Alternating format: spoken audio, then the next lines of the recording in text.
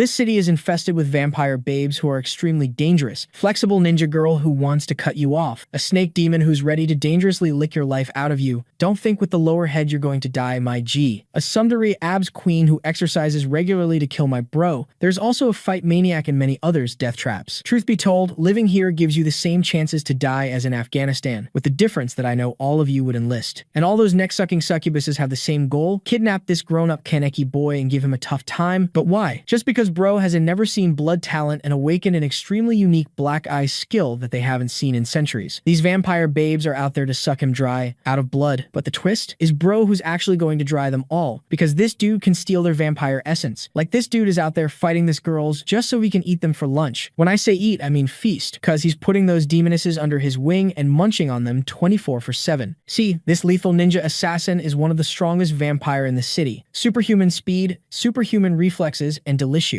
strong. But she's questioning herself. Why is she getting pushed back by some random guy? This bro used to be just your average special forces agent. Now she's getting cut, and she can't believe how strong he got in such a short time. She was about to drive her sword deep in my boy guts, but that was a trap because he just holded her arm and sent her head to a different tax address. Thank God she comes back, because we can't be losing well-drawn girls in a story like that. Back to brawl, punches, dodges, and my bro began his feast and just hit his protein macros for the day with her arm. She's shocked and sends a flurry of cuts, but bro is on his gym arc and won't stop munching. Girl had to cut her arm clean off just to get out, just forfeited the protein bar. But wait, this dude was just a regular-ass soldier, so how is he built like that? Rewind. Everyone stares like, hey, who are you? Do not come in here. The protagonist walks in like he owns the place. He pulls out the sashimi maker and rushes the Yakuza as they come at him. He goes for the first stab, he blocks it, barely missed his head. He shoves an elbow and then a quick bite to the neck. Choke yourself out or you are going to die. Another one comes from behind, but Soo-hyuk is ready. He was told there were at least 10 non-combatants to eliminate and 20 combatants too, so he was literally in a 1 versus 30.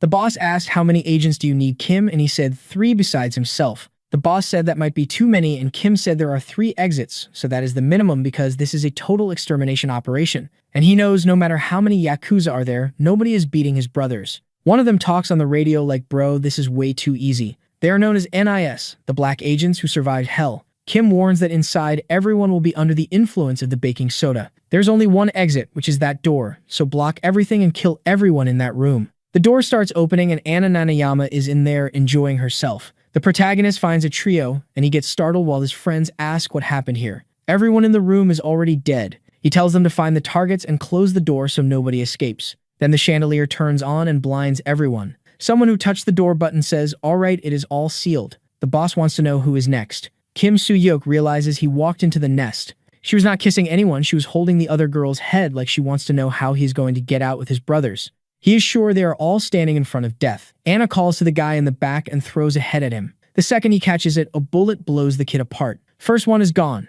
Another friend turns calling for Soo-hyuk, then gets furious and charges Anna. The protagonist tells him to wait, saying the opponent is not normal, but then another shot to the head and the kid gets painted red. Anna says it does not matter how many you are still insects. What do you think you are going to do? Soo-hyuk pulls his knife trying to think. They have to stay calm because she is way beyond his level. He focuses thinking he cannot back down and then she snaps what looks like a tooth and he barely dodges. She laughs, saying he is interesting. A burst of shots starts and he is actually dodging. Then she comes in for a direct hit to the face, but she only taps his head smiling and throws him across the room. On the floor wrecked, he realizes this is impossible. Something is off about her power. She jumps in and it gets brutal. She blows out both his knees. He screams and she says she really likes him, then slams her hand into the floor. She is even more excited to make this fun. She spins the knife while he asks if she thinks this is fun. All those lives she took that is what she calls fun. He screams at her and bites her neck, hard ripping a chunk out, then grabs glass and jams it into the bite. Then smoke seems to come out of her, and suddenly she collapses on top of him. Kim feels like he killed her. Finally, revenge worked. He just wants to apologize to his brothers because he died alone. But he will join them soon and then he coughs up more blood. Anna says that was really unpredictable. Even though he is human, that neck bite was impressive. The wound starts regenerating. He asks, what are you? And he starts freaking out yelling while she tells him not to try to understand because it does not matter. But at least he is the first one she found who is like that. She hopes he made it. Whatever that means, because she keeps stabbing while he is dying and not much time passes and the kid strikes a pose and dies. She is disappointed, saying he really was not anything special, just another pathetic one. Then some guys rush in yelling, asking if the boss is okay, and she looks at them and instantly kills one, then tells the others to clean up the bodies. And yeah, she is Japanese. That is how the protagonist ended up in those 33 urns, but now he is getting up, saying some people say death is what gives life value, but what if he refuses to die? The guys around him stare confused, not understanding what is happening. The cigarette guy says it is weird, but do not worry, he is clearly dead. Another guy says it is rigor mortis when muscles react after death, it is creepy. He must have unfinished business on Earth, so he is getting up because of that. Then the guy puts the cigarette out on his neck and says enough, let us bury him already so he can rest in peace. But the burn instantly regenerates and the Yakuza freaks out. The protagonist stares, cracks his bones, and says, looks like I am not dead yet. He gets flashbacks of them going through the door with his friends and then everything disappears. Something grabs his mouth and next thing he knows he is being pulled into mommy's arms. She stares at him and says, looks like it worked, you are a daywalker now. He opens his eyes and sees a blue sky. He is on that ship with a headache, not understanding what is going on. In front of him, everyone is dead. Not just the barrel guys, but the ship guys too. He has no idea what happened. Then someone calls for the team leader Suhyok. A guy in a boat next to them says they are from headquarters and he needs to come with them. He wants to know what happened on that ship. The guy says, we are investigating. Looks like you completed the mission and you do not look tired. Suhyok says no, he is fine. The guy says the trip is not short, so he should rest. Then he pulls out a mask and gas starts filling the car. Suhyok tries to stay awake, but he is done. The guy says they managed to recover the species. The director smiles, praises everyone and says, send him to the lab, we start dissecting immediately. He is excited, saying he finally got it. As soon as the car stops, he is like, come on, call all the scientists, let us take a look, there are so many experiments to do. The guy with the green mask opens the trunk and freezes. Of course the brothers are inside, and if that is true, then the driver is done. Shots go through the glass. Suhyuk was not team leader for nothing, 3 headshots instantly. Glass's guy is covered in red, not understanding what happened. In half a second, everyone is dead on the ground. Then someone gets out of the car and he panics. He tries to run, calls all units, orders them to eliminate the man. But Suhyok is moving like he is built for this. He is transformed immortal, and his senses are dialed in. They want a gunfight, but he is playing it like CSGO. 1 bullet to the neck, 1 to the other guy's head. Another comes in with a knife, he dodges, hits the elbow, and finishes him. 2 more come from the side, he steps back, avoids the stab, grabs his shoulder, throws him back, and another headshot. 1 guy smashes his face into the car and gets a bite to the neck. But someone else with sharp senses lands a headshot. Someone says, all right, it is handled, check this guy. Too bad they do not know he is different now because even on the ground he drops 2 more. He slides out by the car, hits 2 more headshots while the guy is like something is wrong, I shot him in the head. Suhyuk disarms him, grabs his collar, locks in a choke, and says he is done for what he did to his team. They dedicated their whole lives to this country and they tried to kill them. In that moment he realizes they were sacrificed so that guy could reach his goals, and he will make him understand that was the worst choice of his life. Suhyuk already noticed 2 or 3 times he should be dead, but nothing happened. He does not fully get what is going on with his body, but he is still himself. He is an agent. All he does is gather intel and eliminate targets. Glass's guy says, Leader Suhyuk, I will explain everything, okay? There were certain circumstances and we were going to give you a promotion. Suhyuk shoots him in the leg and tells him to sit there. He says he will answer what Suhyuk asks, and Suhyuk wants to know what they did to him.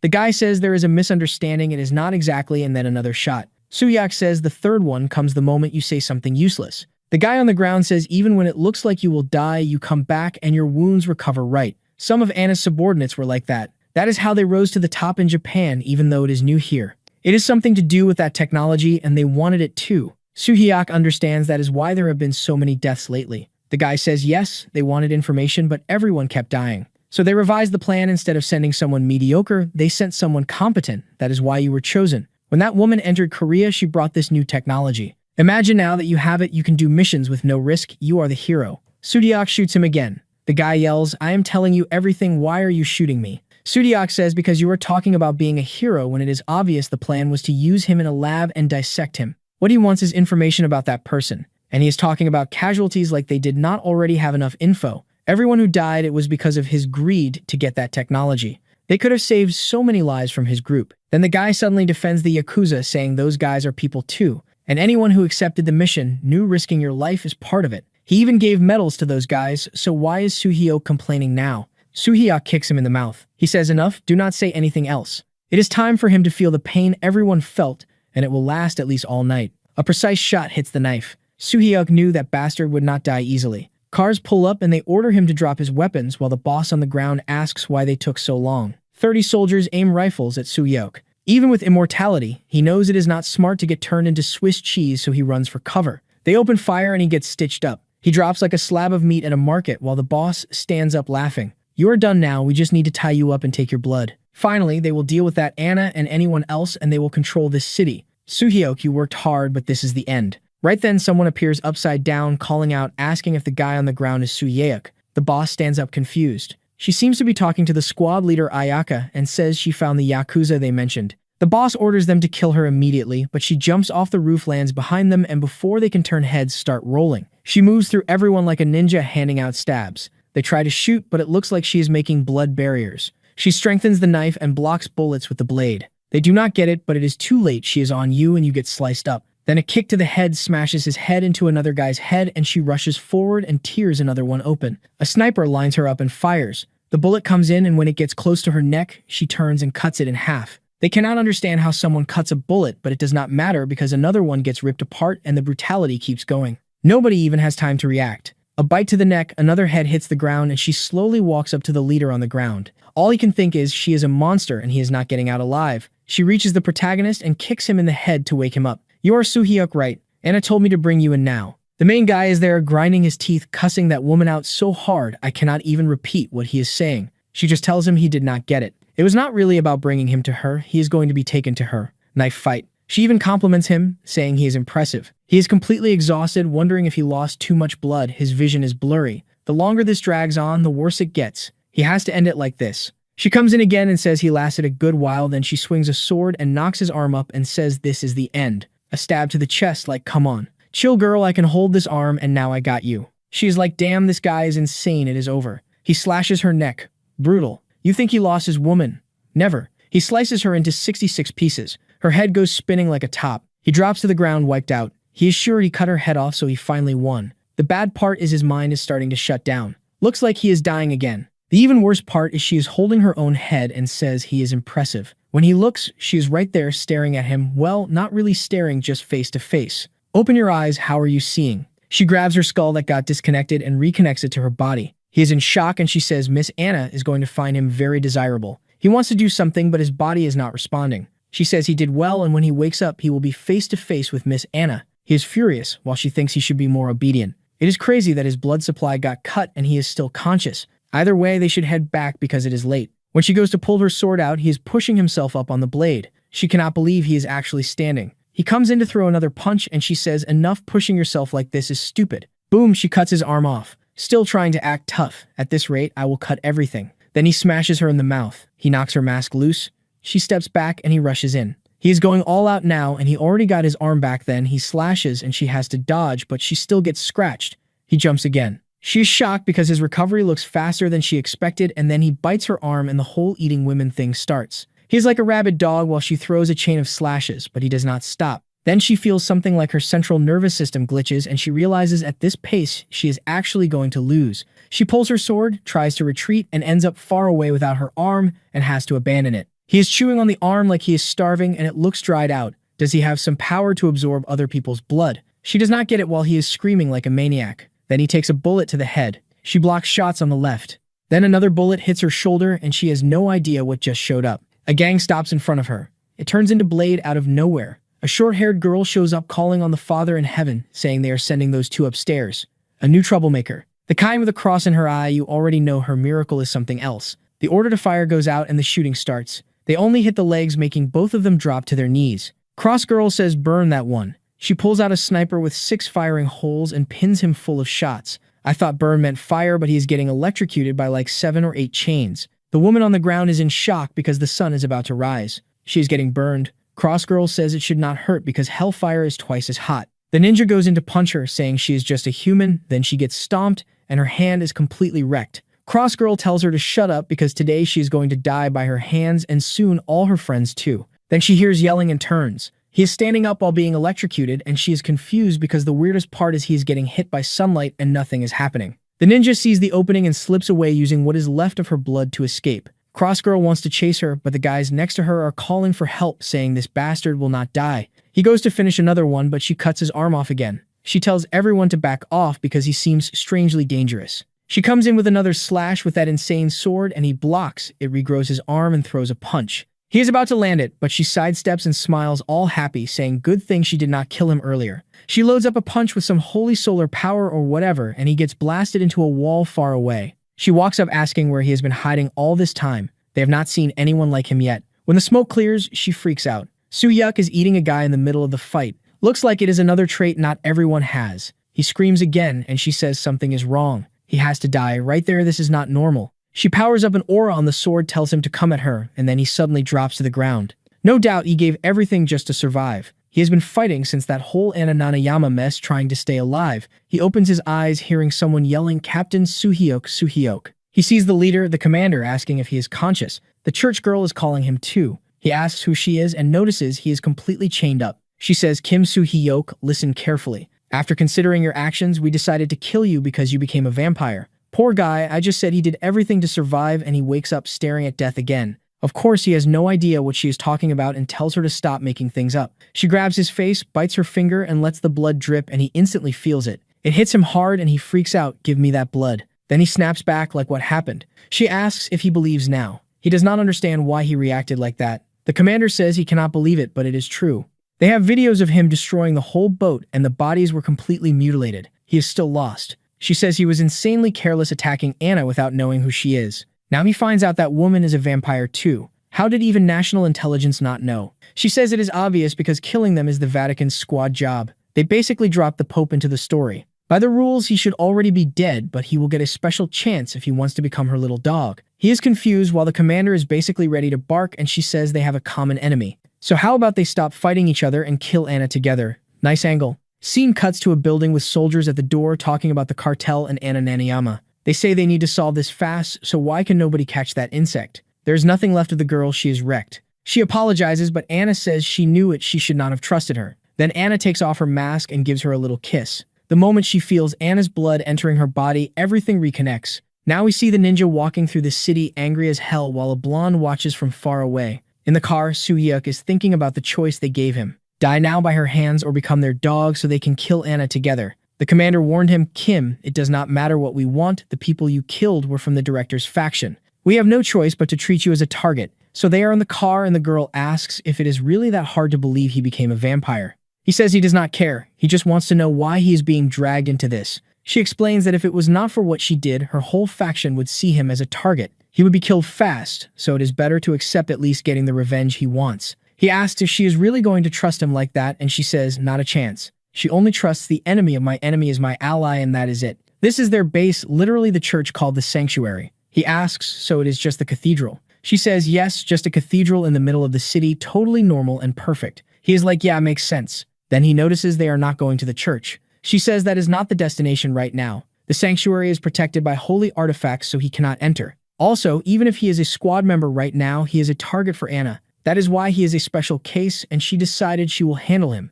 meaning he has to live with the tomboy girl. He even gets a little hotel set up. They will provide locations and leave no records. She sits on the bed, and I did not even notice her hip move thing, and she says they still have not introduced themselves. The bed almost breaks. She introduces herself as a Vatican member named Mirror. He says his name. She says he probably has a lot of questions, so what does he want to know? First, he wants to understand the vampire thing. She says he finally accepted it is real. Vampires are simple. They can keep living as long as they consume human blood. The hard part is they have physical abilities beyond anything else on the planet, plus other special abilities, and most of them come from the blood of ancient vampires. And among the ancient ones, Anna Nanayama is the only one left. He remembers biting her neck, so maybe it happened right then. He asks, how do you kill one of them? She says they burn to death in sunlight. The only exception she has ever seen is him, and that is probably why Anna is targeting him. But it also gives them a huge advantage because now they have a chance to force a confrontation with her. For that, he needs to get much stronger, and she is here to help. Now he gets why he was brought in. He says he understands she is scared of him.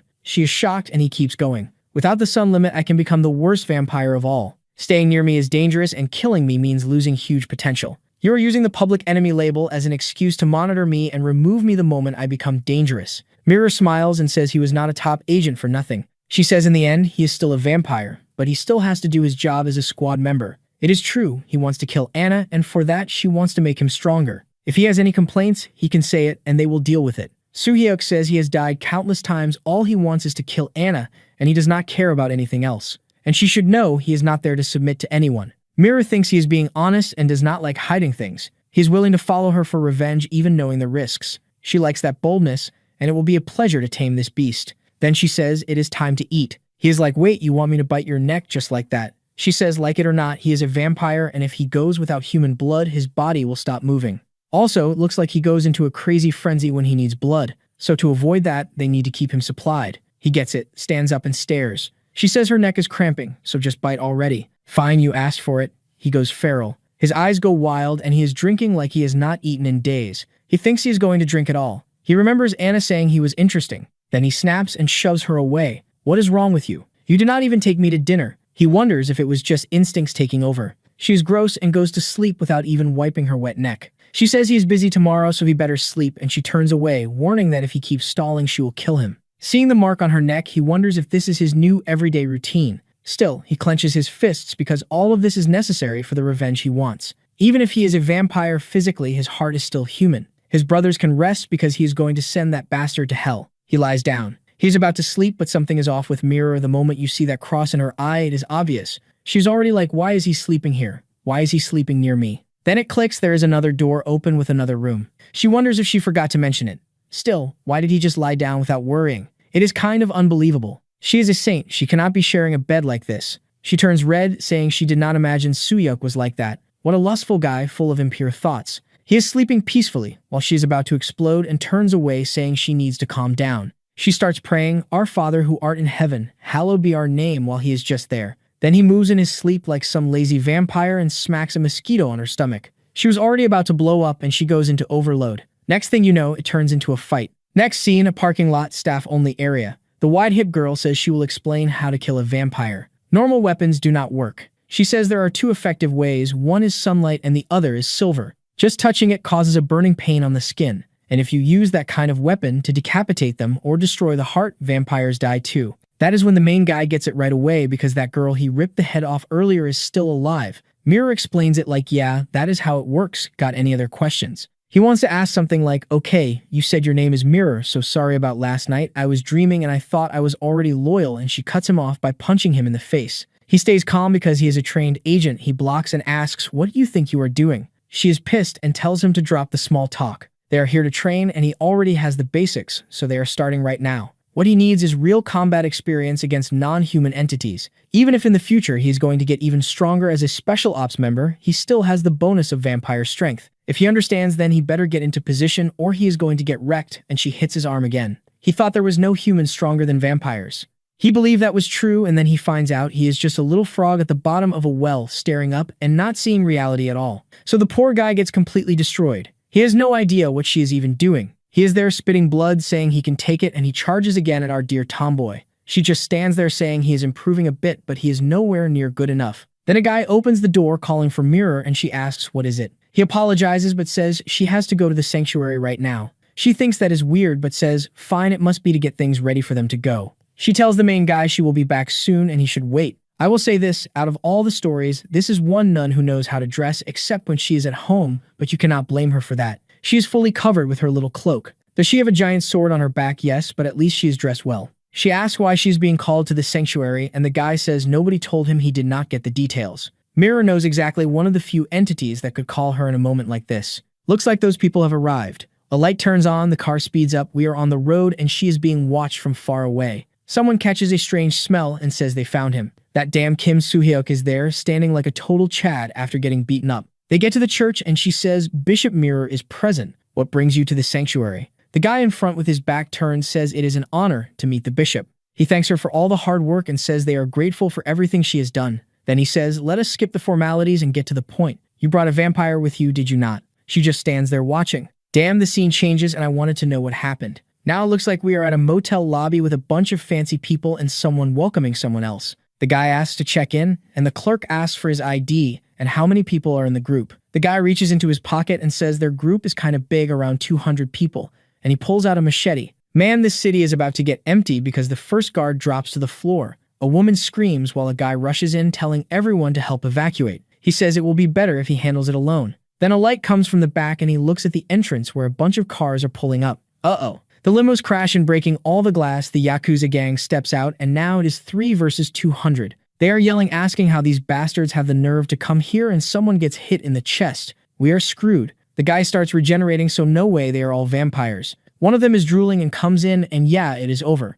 It lasts no time, he is dead on the floor. Someone says teaming up with the Vatican is stupid. Kim Soo-hyuk must be around here, so since they are under the effect of that, there should be no problem. Then our ninja orders them to bring him now and the gang runs off. She looks to the side and tells someone to destroy the control room, then regroup with everyone. The blonde who always moves like some kind of primate is named Coco, and she says after this, she wants to eat until she is full. She closes her coat, says she will see them later, and walks off. The ninja watches, and now we see someone going up to floor 18. She knew Mirror had left, so only weak people were left. Still, she was careful and brought subordinates under the effect of that, so there is no way they fail. Then her expression changes when she sees everyone she sent is dead. She cannot understand how they got defeated. Then someone behind her says it has been a while since they last saw each other. She turns and the main guy shows up asking if she is looking for him. Now he knows she is a vampire. Then the scene cuts back to the church, with Mirror listening to someone say a vampire in the Vatican squad is hard to believe. He does not doubt her judgment, but she will have to explain all of this at the next bishop's meeting.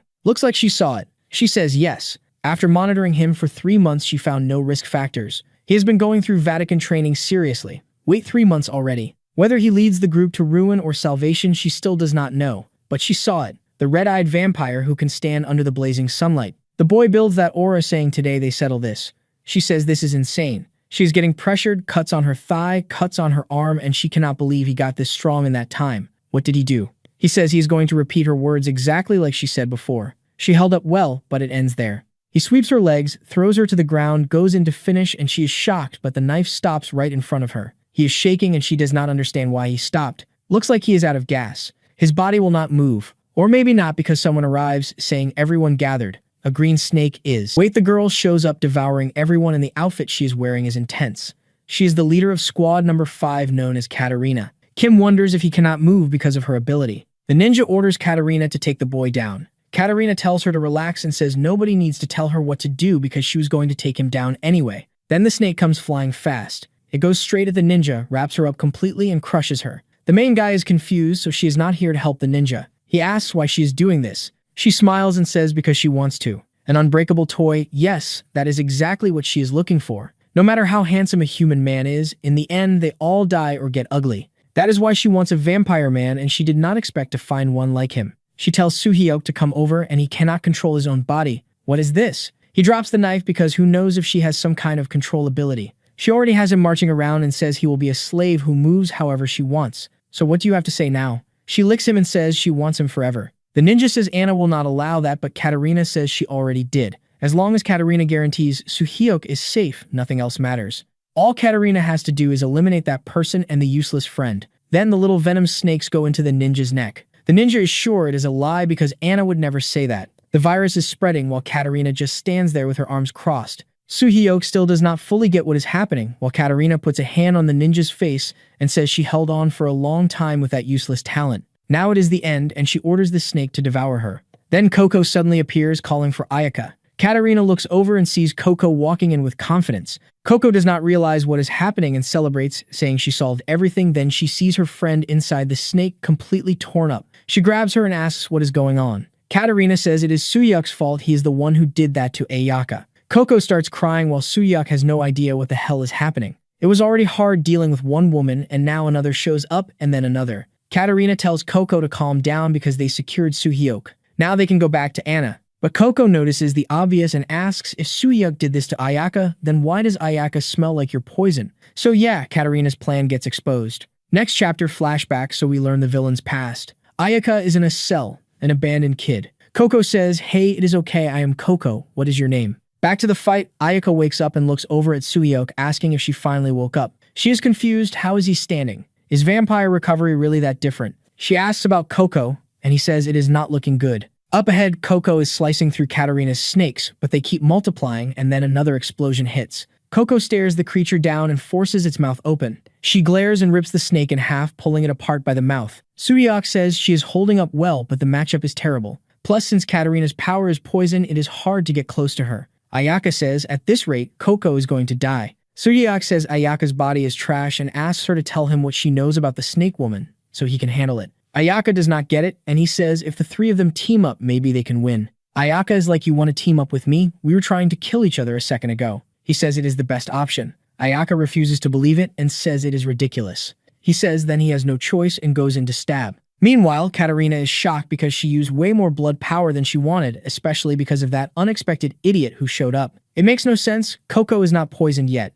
She is sure Coco is not immune. Then she realizes Coco is just holding her breath. When Katarina tries to act, she gets punched hard in the stomach. Do not kill her too soon. Let her kidnap Suhio for 24 hours so we can see what happens. Katarina gets thrown back, poison leaks out, and Coco finally breathes, saying a few more seconds, and she would have passed out. She looks around for Ayaka and sees Suhio near her. But Coco is out of energy too, her vision is blurry. In the end, she did get poisoned. A little snake on the floor bit her ankle. Coco wonders if she overestimated Katarina. And Katarina is back. We can still dream about those 24 hours captured. Katarina walks up saying it is funny how close Coco and Ayaka are, so she will make sure they stay together forever inside the big snake's mouth, and she goes in to devour them. Then a slash cuts through. Both of them are surprised. Ayaka is back and I thought it would be Suhio showing up to farm Aura. Ayaka says she and Coco will be together forever. She is happy and now Katarina is confused because Ayaka was poisoned, so why is she standing? We see what happened earlier when Suhio offered to help and Ayaka would not believe him. He pulled the knife and said there was no other way,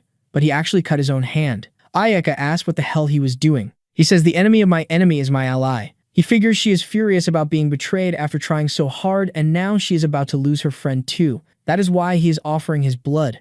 In this world, nobody is more dangerous than someone with nothing left to lose. Somewhere else, someone runs and bursts into the church, warning the bishop they have a serious situation. A bunch of vampires are invading the hotel. Back to the scene, Suhyok moves toward the big snakes. Ayaka told him that woman can transform her body and command other snakes. If you get bitten by any of them or inhale her poison, you get paralyzed. Then you get controlled and turned into part of some messed up game. He cannot lose focus just because he lost that stupid knife.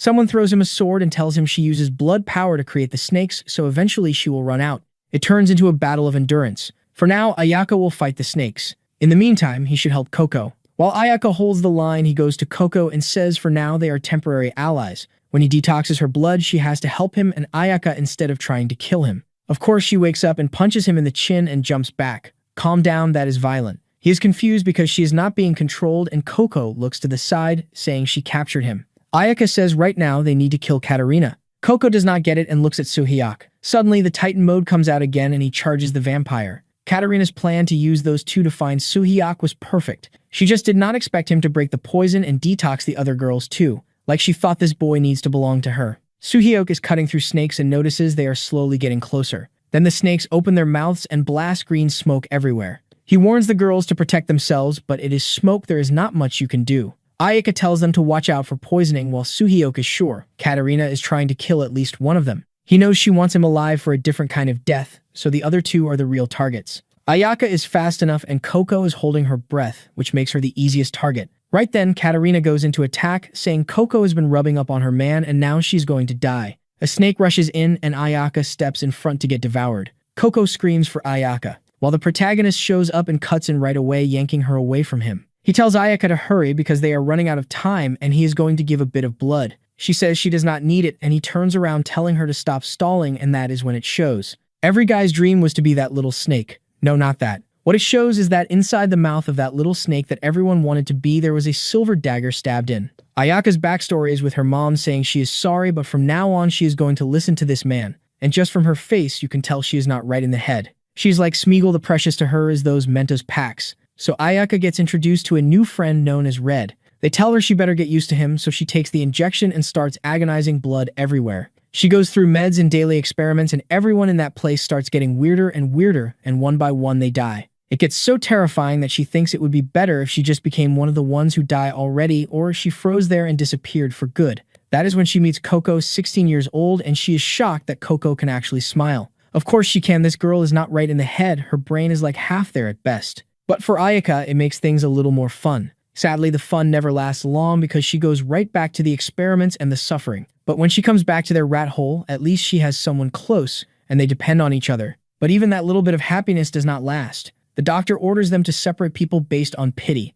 Control group on the left and experimental group on the right. So Coco gets taken away and Ayaka throws her a shirt, and Coco keeps it all happy. Then what happened in that prison because this girl grew up? What happened is she got moved to another group and she runs into Coco again. Obviously, she is excited like you are alive. I never thought I would see you again. But Coco is gone in the head and does not even remember who Ayaka is, so Ayaka has to introduce herself again and save her. The same person Coco saved in the past, and together they survive that hell. So they become this imperfectly perfect duo. Ayaka is smart and weak, yeah, I disagree. Coco is insanely strong but mentally challenged. The demon vampires say they are no different from useless humans, so why keep them alive? They should be killed. And that is how another hell starts. Ayaka wants to die, but she goes through this brutal training that takes hours every day, and I am not talking about training, just so the image stays on screen. She really trained. She knows if she does not meet their expectations, she will be thrown away. But all she wants is to live close to Coco, and for that she is willing to take any humiliation. Back to the present, the protagonist shares his blood and says he knows what it feels like to be abandoned after giving everything you have. Her vision is blurry and she thinks Soo-hyuk is the first person who understood her.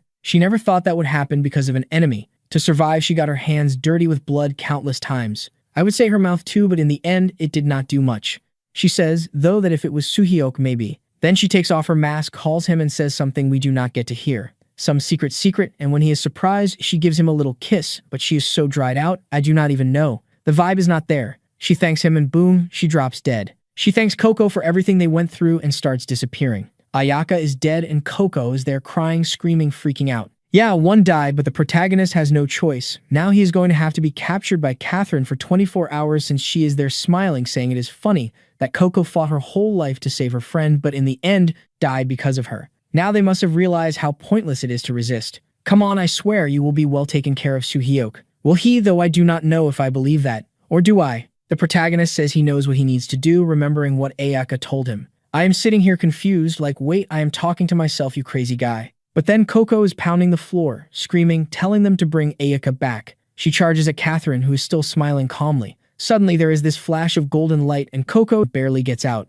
Everyone is shocked, and from the glow, you can already guess who showed up. The Vatican crew? The protagonist thinks they finally arrived along with her shining bright mirror. He even says, why do you have to shine that much? He's about to say that girl is not the enemy, but a bullet almost hits him in the forehead. Seriously, they are aiming at him too.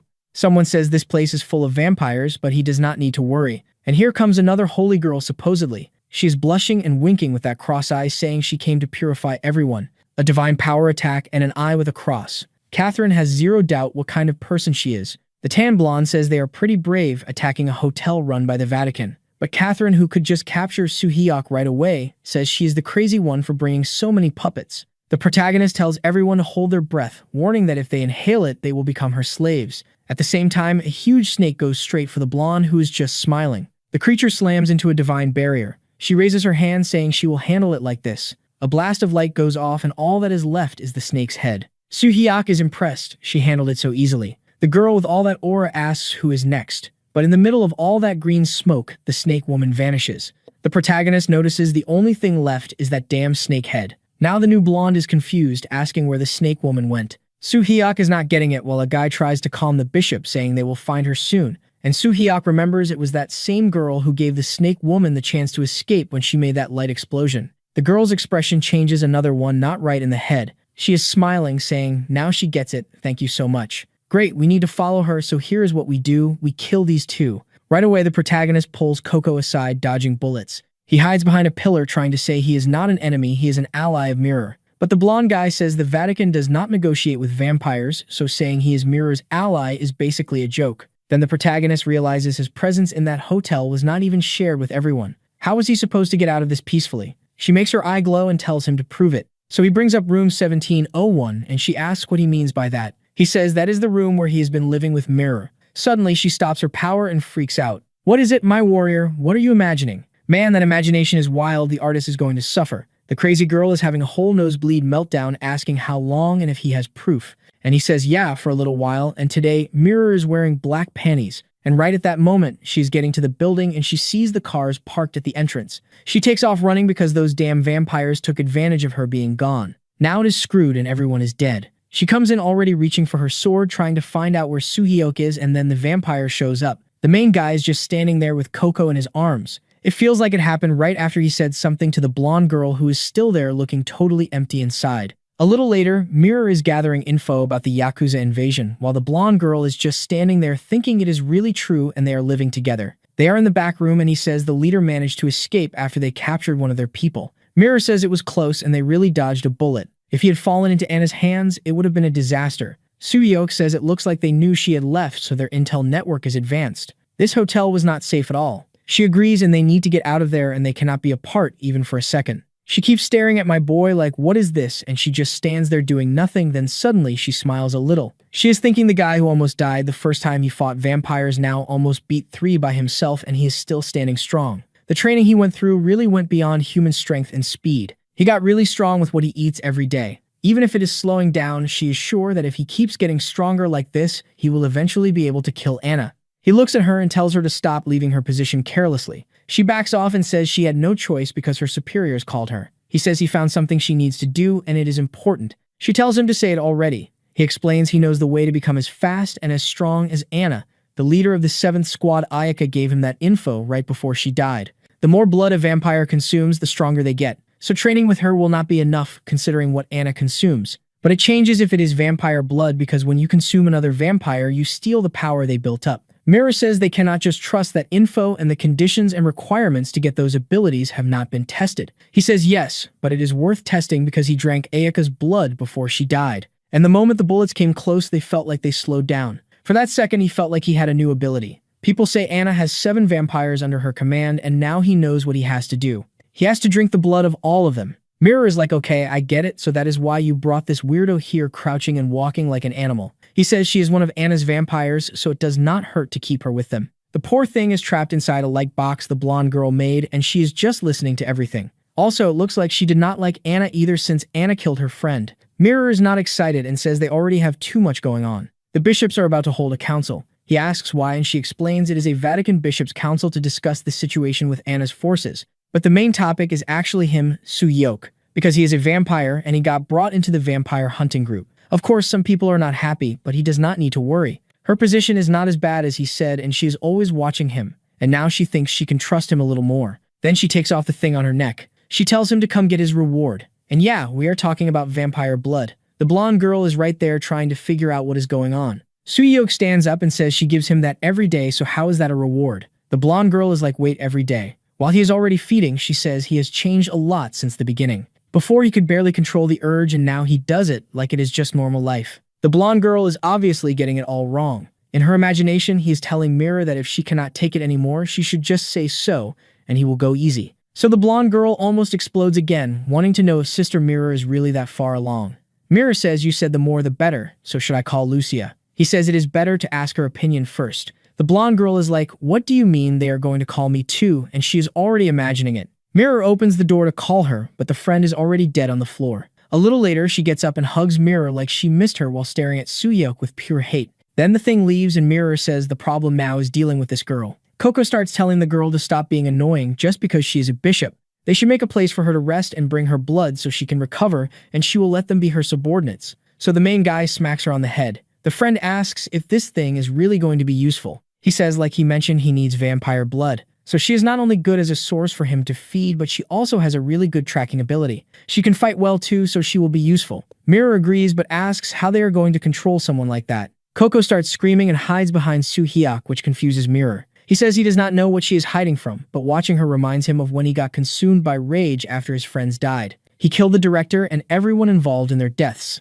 So right now, she is probably feeling the same thing. He calls Coco and tells her his goal is to kill Anna. It would be good to have her help, but she is not 100% necessary. She can choose to die right there as a vampire or join them and go for revenge. She says she always hated Anna because she made things extremely hard for Ayaka, but she hates the Vatican even more. Then she decides she cannot forgive the ones who killed her. If the goal is to kill Anna, she will do whatever they want. Soo-hyuk tells Mira it is settled. She says fine, she will take both of them to the bishop's meeting and they are her responsibility. But if they lose control and hurt anyone, they will be dealt with immediately. Then she pauses, like she should not have said that. A little later, Coco is screaming, saying the Vatican bastard lied. Then out of nowhere, the artist pulls this thing where every 35 minutes he has to draw someone wearing invisible clothes. And why do all the women around the main guy so far have short hair? What is going on? Mira is furious, asking why she who got hired to kill vampires is giving this dog a bath. Then she remembers the main guy saying he needs blood. She tries to calm down and think positive. This is all unavoidable for the greater good.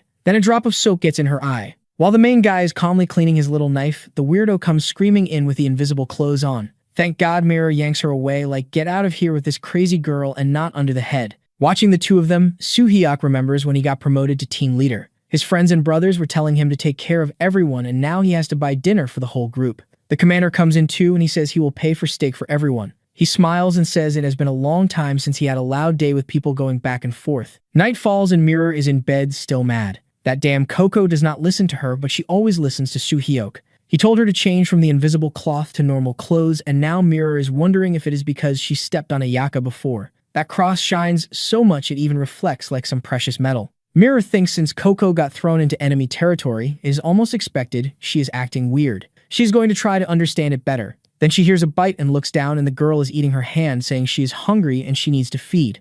Mirror smiles while pulling her sword. Soo-hyuk is in his room about to sleep when he hears screaming from the other side. He thinks about helping but decides not to. Go on, Mirror, work hard while he sleeps. He falls into a deep sleep and something comes closer. Here comes the little weirdo again. She's kind of crazy, and she's already talking like he belongs to her now. He thinks he really should have been captured by Catherine for 24 hours instead. Next morning, he feels something in the blanket, and when he opens it, she is there sleeping peacefully, like nothing happened. He tells her to be careful because sunlight is already hitting the room, so she should get out and wake up. But when he tries to move her, she hits him in the stomach, then gets close and starts smelling him. Then he finally gets why she obeys him. Since he drank Ayaka's blood, he probably smells like her. And since she has no other companion left, he is probably the only one she has now. So he tells her it is okay, like the commander told him in the past. Next scene, they are in another part of the building with the main guy doing his daily practice. Mirror throws a punch and he slips under it and lands one right in the middle of her mouth. She almost blocks it and says his reactions really are faster. He says it is thanks to Ayaka's blood.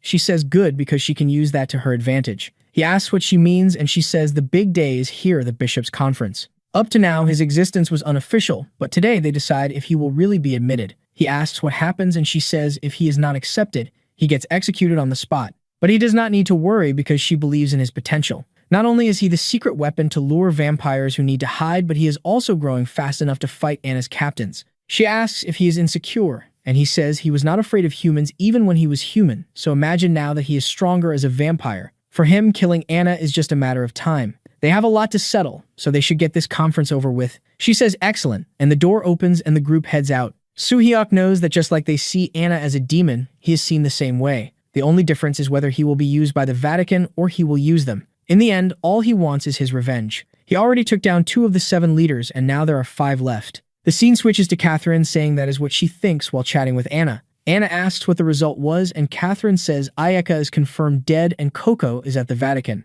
Anna says she does not care about them, she wants to know about Soo-hyuk. Catherine says exactly like planned, he is growing a lot and he even managed to neutralize the poison she turned him with. She smiles and says eventually he will come to them perfect without them needing to interfere. For now they just need to focus on that. So yeah, the main guy is being used. He's going to show up feeling confident and then get wrecked for sure. Now they are at the cathedral, and he says it is the same place they saw before. Mirror explains the top is the visible part, then below that is the sanctuary, and even lower is the Vatican. Looks like they are saving money on land building downward like a mole. He is mad and says he gets that she wants to be safe, but did he really need to be chained up? Probably holy steel chains because in theory that should not work on him. Mirror tells him to relax because at least he has it better than Coco. Then someone comes up behind them calling both of them and asking if that is her vampire. Mirror gets all cheerful like, hey Dominic, it has been a while. He asks if she is okay and if that is Soo-hyuk, the guy who used to be an agent and now wants to be part of the Vatican. He says it is really something how this kid wants to join them. He acts tough, but he is actually nice. He says he will be a big boost to their combat power, and she says yes, during the mission he helped a lot. Then the guy says sure he will help with the mission to deal with weak people, because what he really wants is to burn all vampires. He almost says something else but stops and raises his hand apologizing. He leaves saying it was nice meeting them and he will see them at the meeting. He calls for Hild, who is standing there smiling like an airhead. She greets Mirror and says she will see her later too, then she looks at Soo-hyuk kind of confused and gives him a quick hi while hurrying along. Mirror explains that it is good for him to get used to it because for everyone in the Vatican, he is going to feel like a poke in the eye. There are people like Dominic everywhere. Some can be more aggressive, and right then, someone comes rushing in. When Mirror looks back, it is Lucia, and here comes her imagination for sure. She is about to picture one of those scenes. Come on, sharpen the pencil, artist, my god, but it is a whole struggle in there, a tight squeeze with Mirror saying they have been seeing each other way too much. Lucia looks to the side, sees the protagonist, and turns to ask if she has seen someone named Cecilia. She tells Mirror to be really careful with her because that is the woman who hates vampires more than anyone. No matter how much Soo-hyuk wants to help the Vatican, she will oppose it, and here comes Moscow Mommy. Mirror thanks her for the warning but says there is no reason to worry. She just has a different opinion and she is very qualified as a bishop. Still Soo-hyuk, and her sentence gets cut off by a bird or whatever, a blue arrow flying straight at the protagonist. Mira pulls her sword and reflects it back. Lucia runs while Mira asks who the hell did that. Then Moscow Mommy shows up, Cecilia, saying she is doing her duty as a bishop. Mira asks what she thinks she is doing. Cecilia says she is not the kind of person who should be protecting a vampire. She ties her hair up and says that is enough, everyone move, she is ending this now. Lucia tries to calm things down, saying they are there on the Cardinal's request, but Cecilia says she is there to do her job too. Mira just smiles and says this is going to be interesting. What happens if she does not move? Cecilia jumps in, saying she warned them. Lucia starts preparing a buff, but Mira says it is fine, she will answer in kind. A golden laser comes out, big swords both staring each other down, cross eyes on both sides, and what happens next? Explosion, obviously. Lucia throws up a barrier and asks if Mira is okay, and then someone else arrives, the redhead this time asking what this mess is. Looks like both of them freeze and the protagonist is stunned. Who is this woman? Lucia and the three of them drop to their knees, welcoming Her Majesty Cardinal. Helena, and honestly, does she not give off Anna vibes? I am calling the twist. What if she is Anna? I do not know. I feel like I am predicting too hard. Cecilia is already apologizing. Helena says it is fine. She can tell the reason just by looking at him. Now come on, let us go to the meeting. Cecilia warns Mira that today there will be an execution and this guy will die by her hands. The protagonist does not care, he just stares and calls Mira over. They are making all this drama, but we know he is not dying, so move it along. Tell me what the chaos of the day is. I thought it would be a meeting with like 500 people. There are 6. The Vatican is broke. Helena greets everyone and Cecilia immediately interrupts, saying she wants to know why that disgusting vampire is in a holy place. Mira notices she goes straight to the point, which is good because it cuts the drama. Helena says it is fine and goes straight to it. She wants to hear everyone's opinion. Cecilia slams the table, saying a vampire in the Vatican is completely unacceptable. Dominic says you cannot trust them, they are driven by rage. Hildy is on the fence, saying she does not really have an opinion. They ask about Lucia and what she thinks about the boy. She says the first time she saw him was during the hotel attack. Suhyok risked his life to defend the base. He also tried to help the allies, but since they had no info on him, they attacked him and he managed to hide.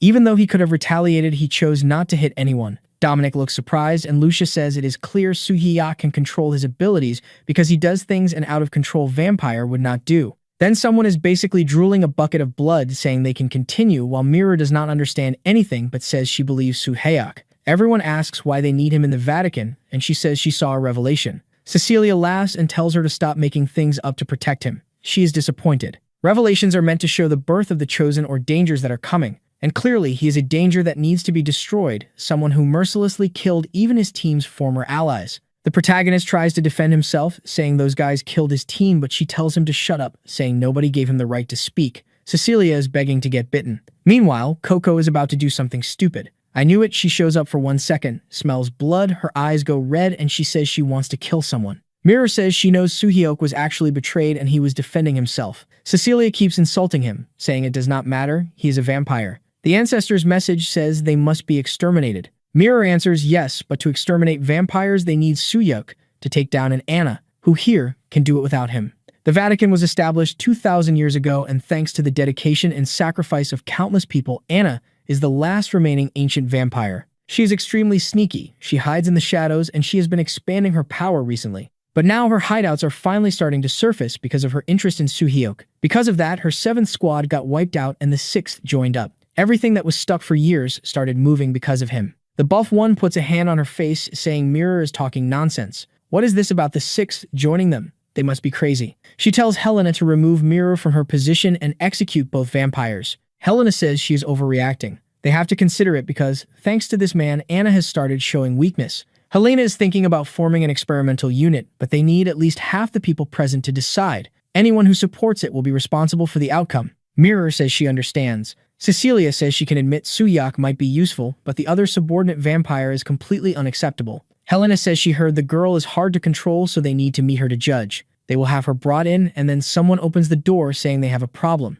Helena asks what, and he says the 6th vampire known as Coco escaped the cage. Everyone panics. Now it is bad. Cecilia asks if Mira will take responsibility. Dominic says if she leaves the basement and goes to the church where the kids are sleeping ready to be eaten, they are done. Then the sleepy one wakes up like, I am so tired, let me go, and she runs into the villain. Hilda goes out to wait and asks who went where. She has some special power because the atmosphere around her suddenly changes and the protagonist asks what is happening. Dominic is shocked, telling her to calm down and control her emotions. But look up, it is too late, it is about to come out. The protagonist warns Mira and suddenly a giant sword comes out of a portal. Mirror almost gets taken out and Helena has to step in and reflect the attack. Mirror thanks the cardinal. Helena orders Lucia to go to the orphanage and Dominic to help take care of Hild. She warns that if that vampire causes any trouble, everyone who brought her will be held responsible. Cecilia is thinking she knew this would happen. She rushes off, knowing that girl used to be one of Nanayama's leaders. If she reaches the orphanage, it is over. She sees Lucia standing at the end of the hallway and no way. For a second, it looks like she already killed them, but that is just what Cecilia imagines.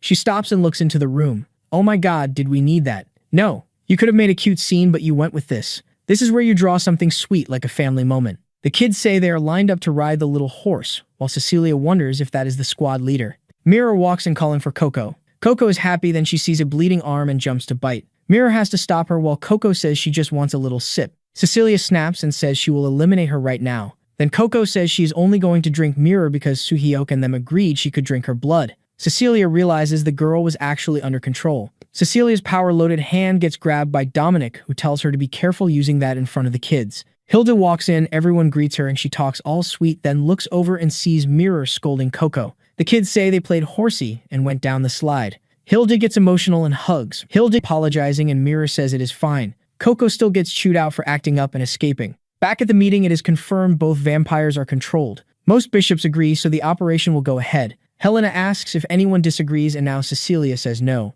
Helena says okay then. The shackles come off and Mirror becomes the squad leader. Dominic and Hildy leave. While Cecilia says Mirror is too injured, she did not need to push herself. She could have just sent a message and asked for help. The vampires keep an eye out and then from the back, Cecilia calls Mirror and says she knows the real mission of their crusade is saving people from vampires. So Mirror better know that the second those trash violate that mission, they will be wiped out. She says it puts her hand in her pocket and walks off acting like she is the boss. She was going to come for them anyway. Scene switches to a bar with a bunch of old guys. A man sits down, pours whiskey, and tells Ivan it has been a while since they talked. The guy with the hat says it took so long he is even disappointed. Looks like he forgot who he is talking to. The person who took his eye. He says Ivan will never forget the day he lost his old boss and the eye he lost. Then everyone pulls like 30 Glocks. It is the protagonist. The guy calls Suhyok, who is under his hood, and asks why he is in Russia. Dominic explains that the Yakuza gang that attacked the hotel were actually all human.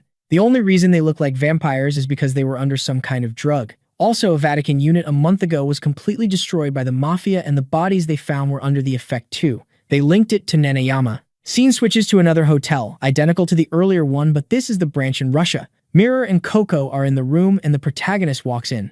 Mirror says he looks pretty clean for someone who went into a risky area. He says he got the location of the Yakuza hideout. He already planned the operation, so they need to listen. Mirror thinks it is weird because he got info from the guy whose eye he ripped out. He says he went there to negotiate, so he got it. Nanayama and Ivan were hostile forces, so he explains how the operation will work. He lays it all out and Mirror says, okay, it sounds like a good plan, so what does she have to do? Next scene, Mirror has to wear an outfit that gives her a +20 buff. She is disguised with contacts and a wig. The protagonist says it is essential the squad is disguised. Does she want to carry a sword while dressed like a priestess inside a club? With her injuries, this is the best option. She says fine, she has contacts and a wig, but asks why she is so exposed. Yeah, that low angle is wild. The bouncer stops them. Hey girls, your friend's outfit is not appropriate. He complains about the flip-flops until Coco gets told to lower it. The bouncer looks at the cleavage and says fine, go in. They enter the club and the protagonist says the operation has started. Mirror is in shock like a church girl. She never imagined this stuff happened here. These people are so corrupted.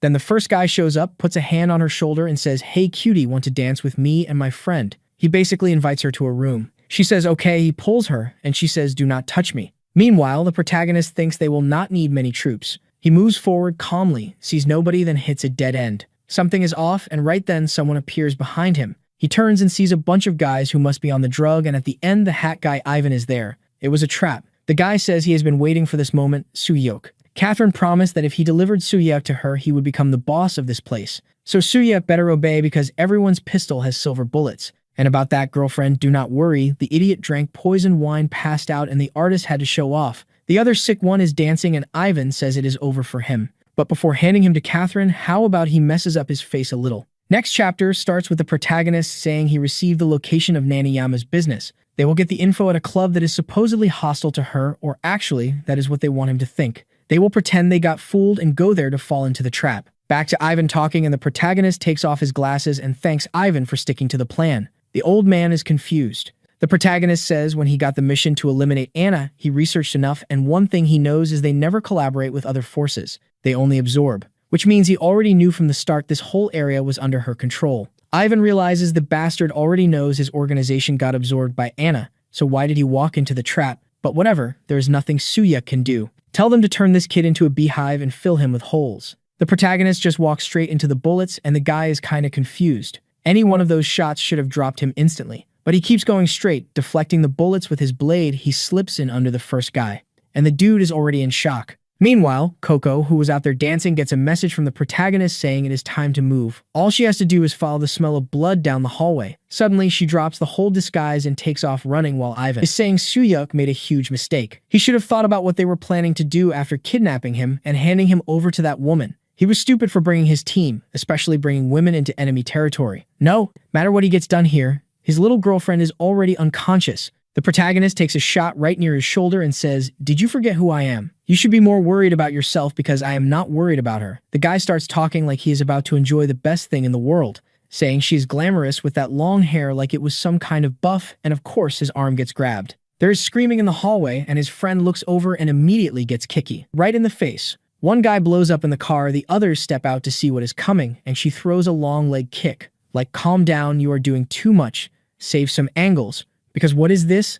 The poor guy sees something he will never forget. Then right after that, he gets booted into the car and crushed. Obviously, the protagonist warned her they were going to use some little trick to knock her out. Probably, that is when her body would get moved to the real place where things happen. When that happens, he and Coco head to where they took her, so they can reach the real base. Okay, top agent, your plan is actually respectable. I thought you were just some random kid. Mirror is like, wait, how are you so sure they will talk to me? The protagonist says he knows an outfit that guarantees it. She is furious, saying she is even more mad now that the plan worked. The only bad part is her arm is still injured, and he told her to wait for them before trying anything. And here she goes about to mess it up. She is thinking, according to Suyok's plan, I should wait. But let me take a quick look around first just to be sure what is going on, because there might be people down there. I need to save her. She smells blood and moves forward, saying she is part of the Vatican. Looks like they use these clubs to kidnap people from parties and drain blood, I guess. Mirror goes to a small window, sees an operating room, and tries to understand what is happening. It looks like multiple cells, but at the same time, there is nobody there. On the floor, she finds one of those poison vials. She crouches and picks, trying to figure out what it is. The only word on it is blood.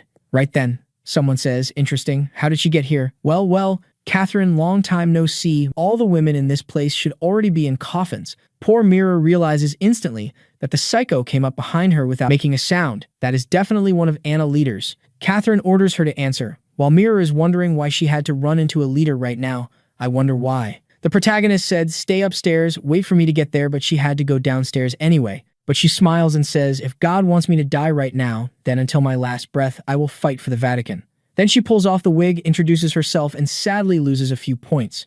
Catherine recognizes her and immediately snaps, saying she is the one who stole Suyuk from her. Mirror thinks if she dies, then he can figure it out himself, and she goes for it while Coco is sniffing the floor tracking. They finally find the real base, but Coco reaches an area where she says she is not sure anymore. Suyuk asks if she cannot follow, and she says it is the opposite. Behind that door, there is an insane amount of her blood coming out. Protagonist notices her phone on the floor. She left a voice message saying, I am sorry Suhyok for going against the plan. How can she be that dumb? He remembers she said saving people comes before her objectives as a Vatican girl. She just hoped he would finish the mission because as a teammate, she trusted him. He probably wants to punch her for this, but fine, open the door, but sudden. Coco grabs his back and he asks, what is it? She is shaking, saying it is the same smell as when they found that person back then. He kneels and asks if she means the leader and how many are in there. She says she does not know, at least 2. He realizes she is having a panic attack, shaking like crazy, but there is no time, so he opens the door and they are doing this now. Mirror is in danger and he does not want to lose her. The labs are all empty and it feels wrong. It does not look like anything happened there. Then he sees a bit of blood on the floor and he already assumes Mirror got dragged through there. There is no sign of a struggle, which is weird. He tells Coco they are about to find them. She just has to hold on a little longer, but she says no, it is better to keep going. All that blood on the floor is Mirror blood. The protagonist is sure she got taken. That is it now, run. Learn how to use both legs. You know, you could have been running since the start, but whenever he sees the door, the blood trail is there. He pulls his pistol, calls for Mirror, and when he opens it, he freezes. Inside these water tanks or whatever they are, there are a bunch of girls looking well-fed, getting blood pumped into their veins. The protagonist knows it. They are running some kind of human experiment. Coco is shaking, saying they are injecting the same thing she and Ayaka hated. He gets it. They are kidnapping women to experiment and turn them into vampires. The drug being injected is the same one they have been looking for. If they rescue the people and investigate this place, they will find out what they really want. But first they need to move fast. Then someone says, "Looks like you are looking for her." Catherine shows up carrying Mirror. The protagonist aims and asks what she did to his friend. Catherine tells him to relax, she has not killed her yet. Looks like what she wants is the body. I do not even get it. He wants to save her, but the girls in the tanks are pounding and begging to be saved. Catherine says the location has been exposed, so another squad is coming. She did what she had to do, so she is leaving. The whole place turns red. She says it is a shame, but they will see each other next time. She is taking Mirror. Go after her. Do not let her get away. Now it is clear he has to choose: save everyone in the room or save Mirror. He punches the glass while the place starts to blow up. He is rushing, telling them to hold on. While there are 19 seconds left, the timer is dropping, and there is an explosion outside the building. Later, he is there breathing hard while firefighters arrive. He apologizes to Mirror, remembering her and saying it was close. He almost could not save anyone. At least he brought this one back. But why? Why did you not save Mirror? He brought this weird girl just so he could show off. Actually, he only saved her because she was the only one who survived out of all the others. She is covered in blood, but she is regenerating in that vampire way. But of course, the girl who went through the experiments is shaken. She thanks him for saving her, but asks him to kill her. She says she was a nun who served God, but now her body is corrupted. If she has to live by drinking other people's blood, then she does not want to live. And he says, as a vampire, they can protect everyone from vampires. They do not need to create more victims. She says she understands, but grabs a piece of glass, trying to take her own head off. Stop trying to cut your own head off for the love of God. He holds her back, saying he felt like that too. But a member of the Order showed up and turned him into a member and gave him a reason to live. And then, when he had a chance to save her, he let her get taken. Why, I do not know, asked the writer. He tells her eventually she will find a reason to live, so she cannot give up now, drop the glass and hug him. And the girl is wearing invisible clothes that suddenly want to stick to him. All he asks is that Mirror is safe. Then we see hours earlier, Catherine is saying they should kill that girl for real. She is useless and already captured, but they can also use her to lure Soo-hyuk. Suddenly, someone else appears. Catherine asks who she is. The white-haired girl just says obey because she has a plan. Because unlike Catherine, she actually has a brain. Catherine snaps back, telling her not to underestimate her. But the girl crushes the little snake with one hand and says she better obey. Catherine tries another snake attack, and the girl says she must be feeling herself because she drank a little blood. But she should know if it was not for Anna's orders, she would already be dead. Catherine manages to land a little bite on her foot. She is confident, but when a new one shows up like this, you already know she is about to get wrecked. So yeah, if a new one arrives, that means Catherine is eventually going to die. But she could kidnap the protagonist for 24 hours real quick just to, tell me what you want to do with him. Catherine thinks she's going to win, but the girl appears behind her, saying her shoulders are going to be decoration. Next thing you know, blood is everywhere, and I do not even understand what happened. And that is the third squad leader named Lily. I think she just stabbed her with her arm, and Catherine realizes this one is on another level. A black-eyed vampire, meaning she reached that other stage. Catherine is furious because Soo-hyuk was promised to her, but she does not have many options now that this woman is here. She just wants to know, what are you planning to do with that girl?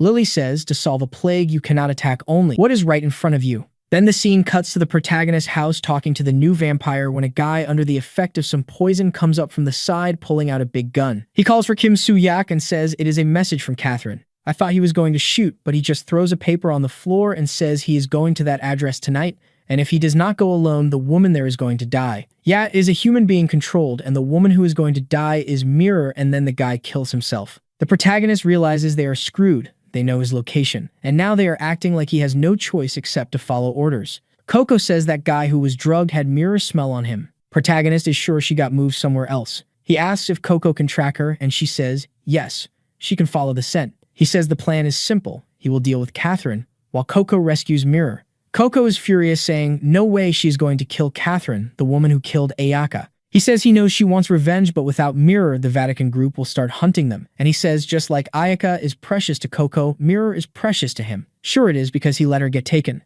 Coco says she gets it and runs off, saying later she will kill Catherine. The protagonist tells the others to keep an eye on this girl, and Mirror will decide later what they do with her. He turns and tells her to stay there, and she says okay. While he keeps remembering Mirror all tied up, he says he is going to make sure that woman does not leave alive tonight. They are at the church, and the tough guy kicks the door open. Catherine smiles, saying he is really late. Late for their wedding, she is dressed up, and the place is packed. She asks why her husband took so long. He is not here for jokes. He pulls the pistol and starts handing out headshots. The poor guys were sitting there for 3 hours waiting for him, just for him to walk in and blow everyone's heads off. One guy comes in with a knife, he ducks and shoves it into his mouth. He looks to the side and another guy fires 2 shots, but he ducks and shoves the guy forward into the bench. Then he hits him from below. Another body drops, he grabs it and uses it as cover to tank the bullets while he finishes the rest. Then he runs out of ammo, and there is one guy lined up. He rushes and ducks. Another shot punches under the gun to lift the aim and then dumps a burst into him. Then he pulls the same knife he used on one guy and throws it into the other guy's face. He does not stop. He points the pistol at Catherine and tells her to say where Mirror is. She says he is such an intense boy and grabs the gun and tells him to calm down because she did not call him here for a fight. She says the only way he saves Coco is if he spends the wedding night with her, basically. Then we get Catherine flashback.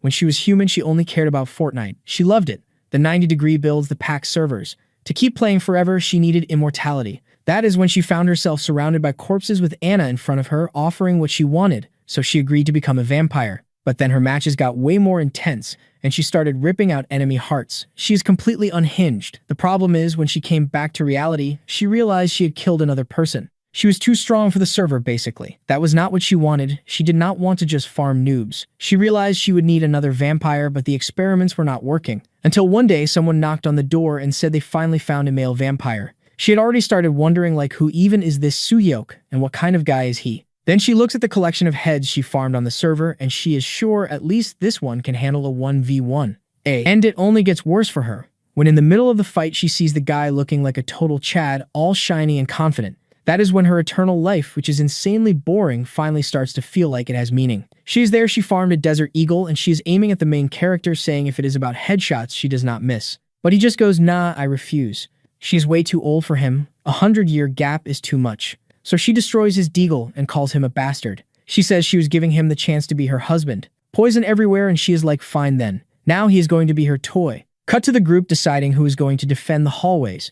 They thought they were about to run into the Vatican guys, but they run into Coco instead. They try to talk to her, but she does not speak English. One of them even thinks she looks kind of dumb. Then she catches the smell of Mirror's blood. Right away, she knows she is close behind there. The guys pull their pistols, but yeah, vampire versus them, they get wiped. Some other poor guys try to aim, but she just rushes in. She jumps to the wall, then the ceiling, then the other wall. She comes in from the side of someone's head and finishes another one. Inside, the doctor is saying that was an important sample. Then she opens the door and everyone freezes. Coco sees Mirror stretched out on the gurney. The doctors tell her to get out, but they are all speaking Russian and she does not listen. She clocks one of them right in the head and sends him fly. After that, nobody tries to stop her while she takes Mirror. One look from her and they all stay quiet. The door slams and she is already outside, saying she has to reach Suhyak fast. She remembers he said Mirror is important to him. But in the end, she is the one who is going to kill Catherine. Back to the main character's fight, he is spraying the little snakes. Just like last time, that Catherine is trying to stall until he gets tired. And the way things are going, that plan is going to work. He keeps firing while Catherine smiles, saying Suyeok looks desperate. But she says it makes sense. The fog keeps getting thicker and the snakes keep closing in. His body and mind are at the limit. And when someone is like that, she thinks it is the perfect time to hunt. So she is right behind him. She sends another wave of snakes, saying now he is not leaving alive. But he looks at her and says she fell for the trap. He rushes in, slicing all the snakes. She is shocked and a cut lands on her face. Not just a small scratch. She is confused because his mental state should be wrecked dealing with all this. But now he is right up close, saying the end is here. She spits a blast of poison out of her nasty mouth. He slashes, but it is enough for her to back off. Now she is furious because he was playing with her. All those random shots and him breathing in the smoke. It was all on purpose to make it look like he was falling into her trap. Looks like that hotel fight was enough for him to learn her style. He tells her he should give up because there is nowhere to run. She is raging, calling him a bastard because he left a scar on her face. And even worse, it does not look like it is healing. She is done showing mercy. Then the snakes that were attacking him start moving toward her. Actually, they start collecting blood from all the bodies on the floor and then they flow into her. Disgusting. He tries to attack before she absorbs it all, but too late. He gets bitten on the arm. She is so fast he cannot even react now. She says that is it. She is going to rip off all 4 of his limbs and leave just enough so he can be tortured. His arm gets locked up. Bite to the neck. Then she wraps him up a bit. She says it is way too early for him to suffer because they have not even started. Then she rips his arm off. He realizes he cannot move. He thinks she's going to take his leg too, but she just starts smashing him from side to side. He is getting slammed into the wall, wondering how he is supposed to avenge his allies like this. He will not even be able to reach Anna. He cannot stop here. But then Catherine comes in to hit him with a candelabra and it looks like it goes right into his mouth. Yeah, it did, because he spits blood. He feels this weird thing like everything is too quiet. He cannot hear anything. Maybe he really is not strong enough. He starts apologizing to Coco and Mirror thinking he is going to die. Catherine says he should have listened when she was being nice. Why did he have to mess with her? But he can relax because he is not going to die. What she is mad about is that the scar is not healing, and the sun is going to rise soon. It is time for her to go back and enjoy her meal. Hearing him make those suffering sounds, she wonders how he is still conscious. But that is exactly how she wants him, aware enough to satisfy her. Then he starts convulsing and his eye turns red. She wonders how he has eyes like that. The arm that got ripped off regenerates, and she realizes his recovery is faster than hers now. The thing stuck in his chest drops to the floor. She is sure he looks stronger than she is. His whole chest closes up. In a second, he is already ripping her arm off. She freaks out. Before she can even turn, he is already back and drives a hit into her ribs. Then he throws her away like trash. She tells herself it is impossible for someone to get that strong that fast. He keeps walking up while she says he is just lucky. If she had gotten a skill that good, she would have awakened a long time ago. He does not care about her speech. He keeps going, beating the snakes apart with his fists. She cannot understand why none of her techniques work. He goes in for another combo. She tries that poison breath again. At the same time, she is trying to wrap around and escape, but he grabs her arm and slams her into the ground. You are not leaving. Final boss face to face, she realizes he is too strong and she cannot win. He goes for the finisher, but she pulls one of the snakes and uses that mud thing, and it pierces his head. She say, it does not matter how strong he is, that is fatal damage for anyone. But he just stares at her full of hate and punches straight through her chest. She can only think he turned into an unbeatable monster. Then we get Catherine's flashback. In theory, she is another one with no ability. These vampire girls do nothing but complain. Ayaka was the same. Catherine got mad when Lily showed up with that black eye. Catherine confronted her about being the third leader now. Lily had barely awakened, so how did she already have that eye? Lily tried to explain, but Catherine lost it and punched her in the mouth, telling her to stop acting big. But Lily blocked it and said from today on she is not the third leader anymore. She swept her legs, took her down, and beat her. Well, almost. She punched the side of her head and said weak people like her do not deserve to live. That day, Catherine learned it does not matter what the situation is, the strong always win. Now back in the present, she hates the main character because he is putting her in that same spot. She tells him to stop staring at her with those eyes. She summons like 5 or 6 snakes. Then she throws him across the room, saying she has not used this in a long time because it makes her ugly, but enough. From now on, he is going to see her true form. She turns into a huge snake for real. He grits his teeth and charges again. She starts forming a poisonous sphere and says that is it. This is the end. She throws acidic poison and he tries to block. She says even if he regenerates fast enough, it will melt him. Even if his body keeps regenerating, the poison will turn his whole existence into gas until the last cell stops existing and he dies in pure agony. And yeah, it looks like that is exactly what is happening. He is screaming in panic. She watches and only his little skeletal hand is left. She says now they are finally equal. Even with those blessed abilities, it was stupid to think he could beat her. Pathetic in the end. She starts to leave.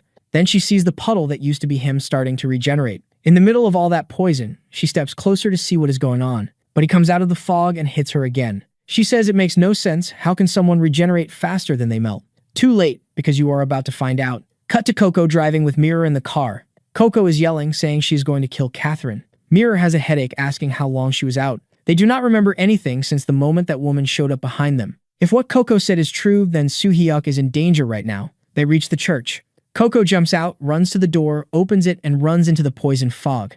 She knows that is the 5th squad leader's ability, but neither of them can get close. Right then, the main character's punch is flying toward Catherine's acid bomb. Mirror looks at him and recognizes he looks like he did back then. Coco calls out Soo-hyuk.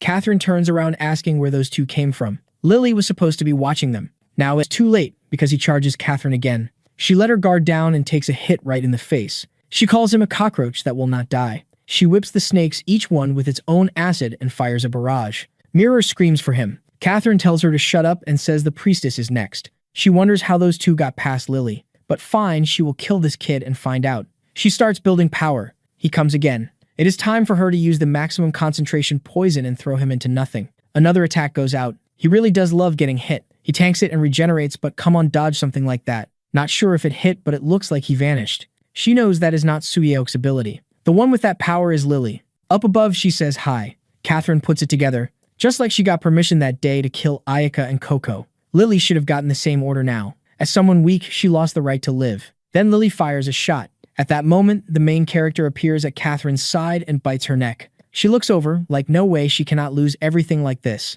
She tries to throw snakes at his face. But he is not even thinking, he is just going for blood. She starts remembering Fortnite matches. All she wanted was to crank 90 seconds and get the gold scar. If she knew this pro-vampire life was this hard, she would never have taken that blood. She does not want to die, she is not ready. Then her body hits the floor. Mirror is shocked again that he managed to kill another squad leader by himself. The problem is, if Soo-hyuk is in that out-of-control state, he could hurt someone else. She does not know what to do. Then Coco jumps at him, tackles him to the ground, and starts hitting him. She says he did not keep his promise. They do that dramatic moment like he is about to punch back. Mirror yells, "Do not do it." But he is actually in control. He just says he is happy they are both safe. Still, where is Lily in all this? Everyone is celebrating and I am confused. Then yeah, right, I remember. Anna's plan is actually to make him stronger. That is the real plan. He passes out. Later, he wakes up in the hospital asking what happened. Where is Catherine and what is the outcome? Mirror says Catherine is being transported for an autopsy. They rarely get a squad leader, so Cecilia and the others are making a big deal out of it. He says he gets it. Then suddenly, he gets a ball of blood thrown in his face. She tells him to drink it and she is excited. On his first solo mission, he took down a squad leader and saved someone. That is a really good result, but he says it was not his first time. He has run into the vampires before and lost. Even his teammates died. In the end, he did take down this leader. But once again, he feels like he lost to the vampires. He barely made it out. Mirror says, no, he has changed a lot. Ayaka was right. She saw him staying conscious even in berserker mode.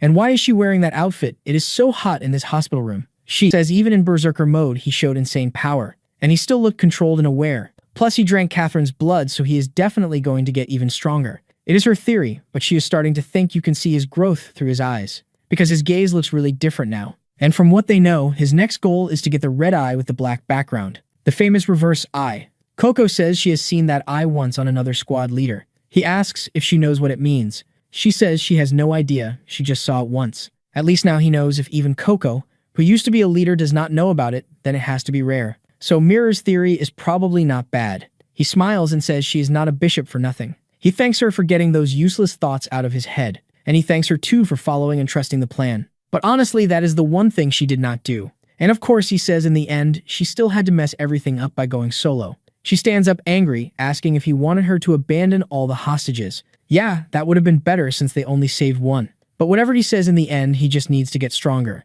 And he already knows the method. Cut to outside the room. Lucia heard everything that happened, and that Mirror almost died because of Soo-hyuk's plan. He gets furious that Soo-hyuk put her in danger like that. So then we see her there, and I do not even know if she is standing in front of his door, but inside it looks like he talked to Coco, and she wants her blood. Then Lucia shows up listening to what she should not be listening to. He is in there saying he is going to be gentle since it is her first time. Lucia imagines it and the guy attacked, and she is in shock thinking the kid does not even go easy on vampires. While poor Sister Mirror was in the hospital, he already moved on to the next victim. He is there biting and drinking the blood while Coco says the feeling is weird. How long is this going to last? Then he goes like, hey, stop imagining all that because I like money and I am about to lose monetization. Lucia is standing there stunned because after Mirror tried so hard for him, he just leaves her like that. Then she punches the door saying he is the worst and she runs off apologizing. A month later, we are at the hotel and back in Korea. Mirror comes at him telling him to wake up and get it together because he got lucky with Catherine and then cut to the next scene.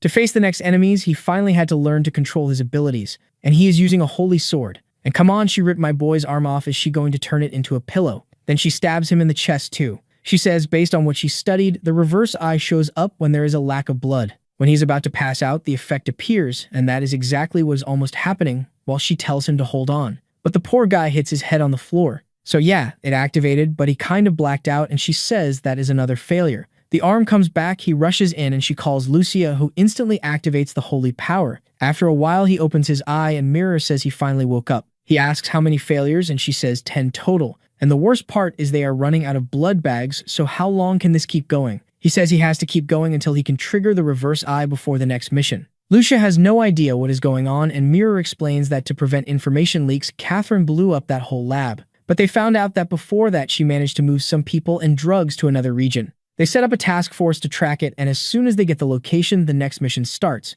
Lucia thinks even so, he should not be pushing himself this hard.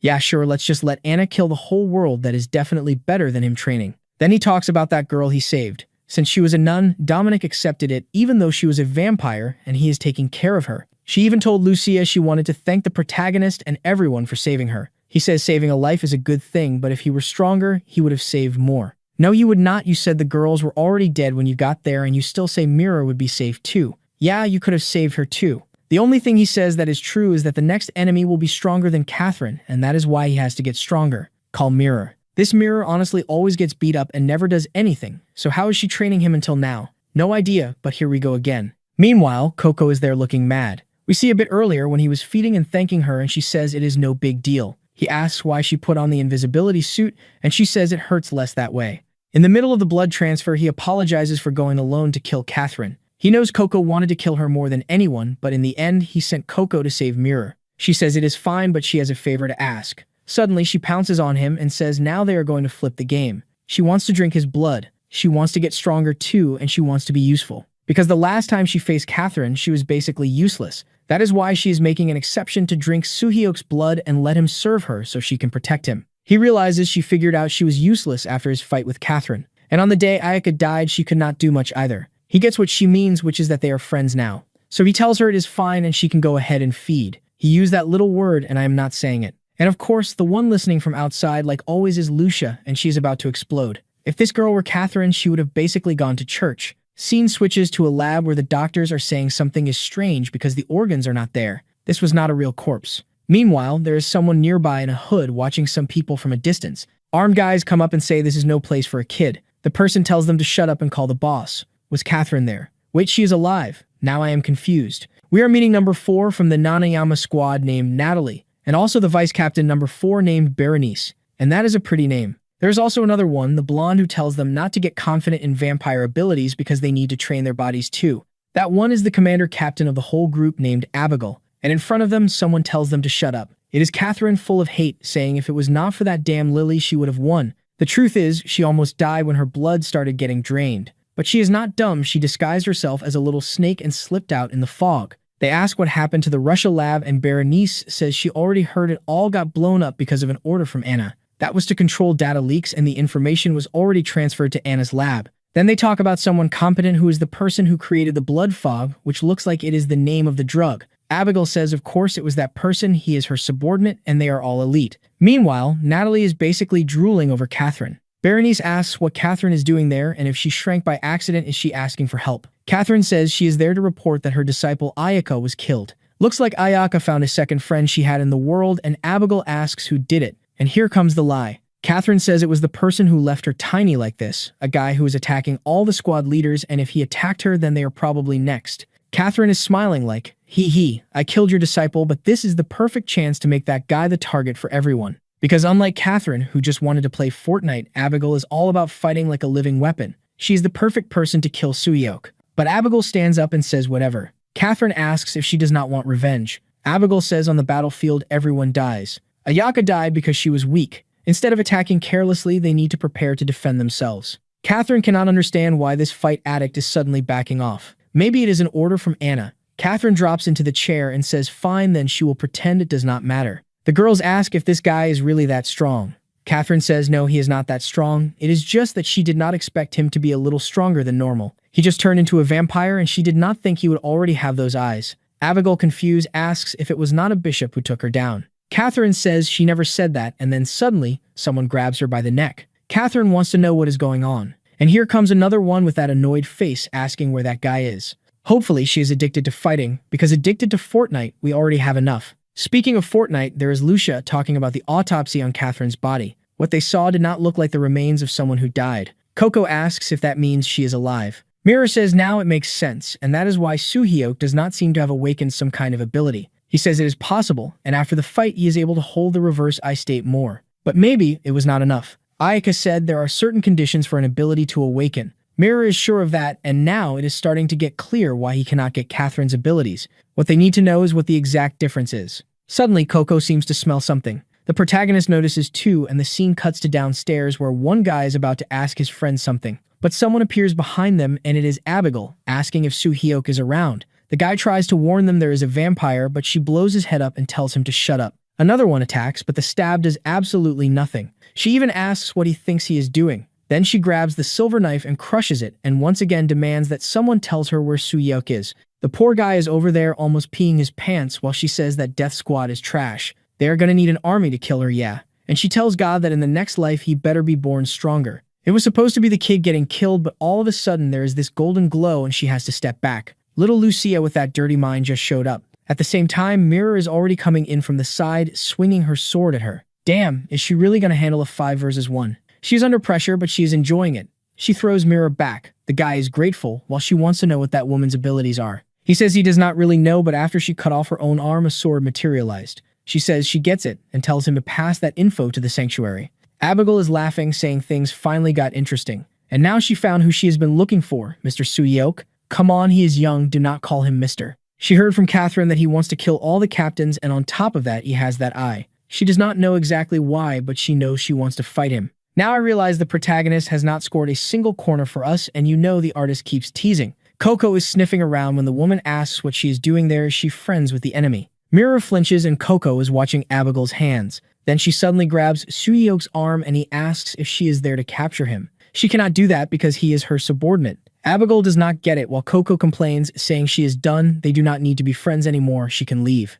Abigail thinks about how tragic Ayaka's life is. The girl she protected her whole life and now she joined the enemies. Mirror cuts in and warns her they have 2 bishops and 2 captains, so she should give up. Not because she will walk out alive, but because she has no chance of dying peacefully. Abigail rests the sword on her shaking shoulder and says nobody there is on her level, even if they are captains. In an arena washed in blood, she is unbeatable, and then a bunch of spikes burst out of the ground. Damn, Mirror actually reflected it and defended. Just because I complain she never does anything in fights, but she is still gonna get wrecked. Lucia tries to back off, but in a split second, Abigail teleports and she is just standing right next to her. I thought she would miss, but she drives an axe straight in. Mirror is about to say something, but Abigail tells the girl to watch closely and says she should have stayed farther away. Next one. And there goes Mirror getting wrecked too. But then Coco jumps in and clings to Abigail while the protagonist lands a hit right in her mouth. Take that, idiot. It is weird because he stabbed her, but it looked more like the impact of a punch. He tells Mirror to calm down, that he will buy some time and she should take care of Lucia first. Mirror runs over, but Lucia is almost split open like a bread roll. She thinks the wound is way too deep. I was about to say these holy girls never heal, and then she starts healing. And Lucia is useless too for real. All she has in her head is that one thing. Meanwhile, Abigail stares at the protagonist and says, now it is confirmed. He still has not awakened and he only managed to manifest once. She thought it would be a good fight, but it will end fast. Today she is killing every human in this hotel. Why is he shocked? Did he think she came to play cards with everyone? She slaps her hand on her chest, pulls out a spear and says if he wants to stop her, he has to awaken his ability. Yeah, how convenient, like he has been training for 15 chapters to awaken this thing. She turns and walks and I have to admit she has some swagger. The protagonist is staring like, wow, what a formidable opponent. Who are you and what did you do with him? He drives a full stab into her face and the knife almost breaks. Looks like he has to use that thing. Then he is like, no, if I lose control, I will hurt Lucia. She is already torn in half, just leave her. Then both of them rush in with Coco jumping around like an idiot. Abigail just raises the spear and says she is not interested, but Coco slips past with a cutting move. The protagonist notices she is fast. Did we really need to remember the artist's favorite talent? He probably thinks it is because she drank his blood. Compared to the last time he saw her fight Catherine, she looks totally different. Abigail is actually getting pressured. Here comes the protagonist like Mike Tyson throwing hands. The spear goes for his eye, he deflects with his hand and lands one in her mouth. She is stunned and he is fighting like some Krav Maga highlight reel. He keeps going, she tries to cut again, he dodges again and now a boot is coming in. How do you even do that spinning kick? He goes full Beyblade and sends her flying. He gets confident saying he can win. And that is exactly when you get beat up because you said that. The only thing he figured out so far is that she has weapon formation. If she wants to fight him using human style, then there is no way he can lose. Yeah, no, he almost takes a spear to the neck and barely ducks. She is already shocked at his new speed. She rushes in slashing and he has to retreat. He hangs in midair for a second, and a thrust comes straight for his mouth, and he does not have golden skin. I stab too. Abigail closes in and he covers his face and looks forward. He finally realizes she was not fighting seriously, and she says the choice of battle belongs to the strong. She is not even interested in someone who can barely control his own power. Coco tries to attack, but she is back to her usual self and is not doing anything. Now Abigail equips that paladin armor with 100% reflection and Coco gets hurt just from hitting her. She goes again while Abigail says Coco got stronger, but she is predictable like always. She is basically about to faceplant into the spear. The protagonist shoves her aside and tells her to get out of the way. She slams into the wall thinking she almost died while he stands there chest out. Abigail says it is funny, after all this he still cannot use his ability. Last time he used it he had to melt down to the bones, so yeah, this is nothing. She pulls the spear out and walks like she does not care about him at all. That is straight humiliation. Soo-hyuk, wake up. He is randomly dozing off like he is about to pass out. He calls to Coco and she smiles and he tells her to look after Mirror and Lucia. And now his eyes are all black. Abigail is walking with her abs tight when she feels something coming. Without even looking, she tells Coco she is not interested, so stop. Then something leaps at her. She turns to call it stupid, but her eyes go wide and she takes a hit across the arms and gets launched away. It is the protagonist, and she is shocked because he is stronger than before. How did he get like that? Then she smiles and says he finally brought what she wants, his awakened ability. He comes in like a bullet and Mirror throws the spear, saying she wants to see everything he has. Come to me, Suhyeok, and they are both yelling. What is this artist? Out of nowhere, he pulls that line like he has a new kind of weirdness because every 15 panels one has to go hard. Mirror has her hand on her stomach trying to heal her friend, but her healing is too weak. Coco runs over saying they are screwed because Suhyeok awakened his power. She knows things are dangerous now, but the brawl is insane: spear to the chest and punch to the mouth. Abigail is stunned. This kid is crazy. He is letting himself get hit just to hit back. He is like a dog lunging nonstop. She pulls out that Spartan spear like Leonidas and it goes right for his mouth. Fine, then take it. He tanks it and keeps going. She dodges gracefully, grabs the spear she had planted from far away, spins, and yanks it out. I do not know how, but he still comes in with a punch. That one was brutal and had real swagger. She gets smashed into the wall and she feels his pressure while he is punching the spear for some reason. It is like a JoJo combo sequence, nonstop yelling, and she is trying to figure out how she is supposed to get out of this. His speed and strength are absurd. The regeneration makes no sense. This really is a fully awakened vampire. The pillars are almost collapsing while she says something is off. His attacks are sloppy and he is not even trying to defend. He is basically a beast, and he is throwing aerial hits too. Now she comes in with that little sword. She cuts him up like a butcher. What a massacre. The protagonist is getting whipped around, but he grabs her big sword hard and tries to lock her in, but she slips away. Big hand behind the neck, knee to the mouth, full UFC. She rushes in and squeezes his heart literally while calling him a pathetic bastard. Her hand comes out the other side, and she says if he cannot control that power and acts like a beast, then he does not deserve it. Back with the girls, Mirror flinches when she hears Abigail saying she had big expectations for those eyes. Abigail walks up saying it is a shame she is so disappointed. Coco steps in to protect and Mirror is in shock. No way Suhyeok lost that easily. Abigail tells the bishop to pick up her weapon already because it is ridiculous to die like this. Her friend is going to die anyway, so she should at least have some honor. Mirror does not react, so Abigail moves in Spartan style again, but then she feels something coming from the left and a blue glow hits her. She wonders what kind of flames those are, and someone tells Mirror not to interrupt. Is it Cecilia going off? Mirror watches. Yeah, it is her. I never forget a friend. She says she came to incinerate the vampires. Now it is a 1 versus 1 with abs. Abigail is happy, saying another bishop finally showed up and she looks strong. Okay, artist, I take it back. I will not complain anymore. Mirror yells for Cecilia to watch out for the blood weapon, but Cecilia smacks the spear aside and says she does not care. She is going to die soon anyway. Abigail's blood looks like it is melting. She throws Cecilia back and charges, but gets blasted with blue fire to the face. She splits the flames and meets Cecilia midair. Cecilia retreats but steps in a pool of blood, and Abigail instantly triggers the spike sequence. Cecilia answers by igniting fire on her foot and jumps like a King of Fighters character. She throws a flame punch to the mouth, but Abigail answers with that helicopter move. The fight looks even, but Abigail's weapon is not holding up anymore. Then she says now this is it in this world. No matter how good the ingredients are, there is still a huge difference compared to the real thing. Mirror is confused. Why is she talking about ingredients? Cecilia tells her the sun is about to rise, so Abigail should come at her and shut up. Abigail smiles like she is letting her heart loose and says she's going to pierce her now. They rush again, and then it looks like a flashbang drops in the middle of the hall. They do not get it, but it is not that. It is Catherine's poison spreading. Abigail looks back and says she already told that idiot not to interfere. Then Berenice, the accountant, shows up saying it is an order above her. Abigail has to stop these solo actions right now and come back. Abigail is furious, calling someone a bastard, but she sees the blade out of the corner of her eye and decides to retreat. Cecilia says she will not let her leave, but the poison is between them. Even so, she stretches out a flaming fist, but Mirror yells that saving Lucia is the priority. Cecilia does not want to, but Mirror insists they need someone who can use a lot of holy power. Cecilia keeps staring, watching them run, and she is pissed. Feels like that Anna Nanayama thing again, where she does not want the protagonist dead yet. She's just trying to build him up. What is she planning to do with him? Back at the villain's base, Abigail is mad, saying it was getting fun, so why are they already moving? Lily is up front, saying she should be careful because patience has limits.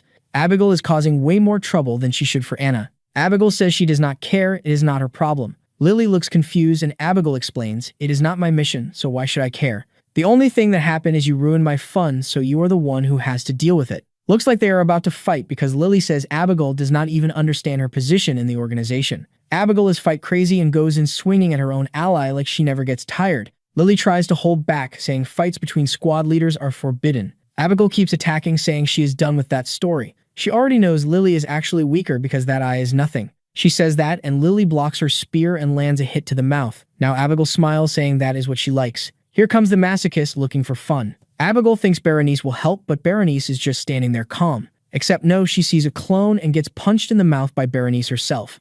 She gets blasted into the wall. Wait, is that Lily disguised as Berenice? I do not get it. Abigail is furious, telling her to stop these pathetic tricks and fight fair. Then she tries to power up and spits blood. She drops to her knees, coughing blood, and it was not Lily because Lily looks confused, asking what happened to her. Then someone asks what all the noise is. Nanayama is here and everyone drops to their knees greeting her. She stares at them, while Lily tries to explain she was stopping Abigail because she was acting reckless. Abigail tells Anna this is different from the deal they made. She said Abigail could do whatever she wanted, and then she gets smacked in the mouth. Anna tells her to shut up because she did not speak to her. Abigail almost ruined the plan, and as far as Anna remembers, she could do whatever she wanted as long as it stayed in the shadows. Now the poor girl is apologizing over there, and all of a sudden I think Anna turned off whatever was causing pain because now she is calm and saying that from now on she will keep it in mind. She tells Lily to come over, and Lily stands up and still smacks that idiot on the head, then walks away with a devilish little smile. Abigail is furious, and she's basically ready to join the protagonist's little group too, just to kill that tall one. Scene change. We are at the hospital where Lucia is probably hospitalized, and it was all for nothing. She should have put up one of her little barriers. Now she is intubated like a Teletubby. Outside, Cecilia tells Mirror it is not too late and they should kill Suyok. Mirror says they already talked about that, so drop it. Out of nowhere, she punches the wall, another one losing control. Looks like the abdomen costs women a bit of their mind control. She's yelling, saying the base got exposed, members died all because of that guy. Then Mirror pulls up her shirt and wow, pull it up a little more. Then she tells Cecilia to watch what she says. She knows that decision sacrifices countless people, but without Suyok, humanity will suffer a lot longer under Anna. She saw the revelation, and Suyok is the one who is going to kill that woman. They stare each other down in this weird kind of fight while Cecilia says she is done and she will not talk about it again. That whole thing about him being chosen or some threat coming was all fake. Then suddenly both of them get hit by this light freakout and they start seeing a church with everyone dead out front. Lily is staring, and I do not even know what happened, but they are holding their heads. So yeah, both of them got another revelation and noticed the vampire, and it looked kind of familiar.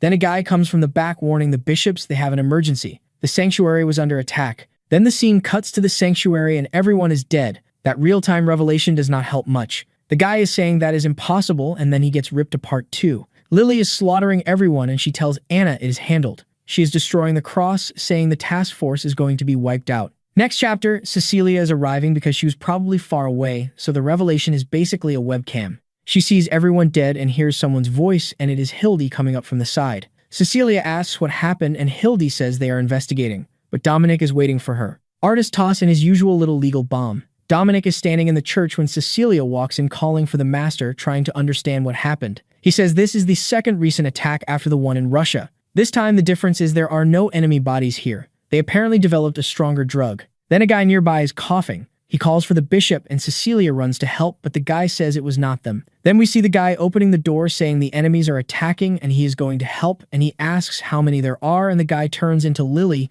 and says just me. Then he gets cut. The other two run over to see what is happening and they get sliced up too. She is acting all proud, but then she takes a bullet and almost dies, or I do not know. She looks pretty scared. The guy asks what the hell she is doing there because she says the gun is outdated and she only has a little knife. But when he is about to tell her to drop the knife, he gets shot in the head. She even says he was letting his guard down too much. Seeing the first bodies, she says this place is amazing. No matter how many she finishes, they keep coming. The guy on the ground just watches everyone getting chopped up and apologizes for not being able to protect the sanctuary. Back to Cecilia, who looks shaken. A vampire got into the sanctuary, and that should be impossible. This place is protected by sacred relics. Then one of the guys calls Dominic and says they have a terrible emergency. The sacred relic is gone.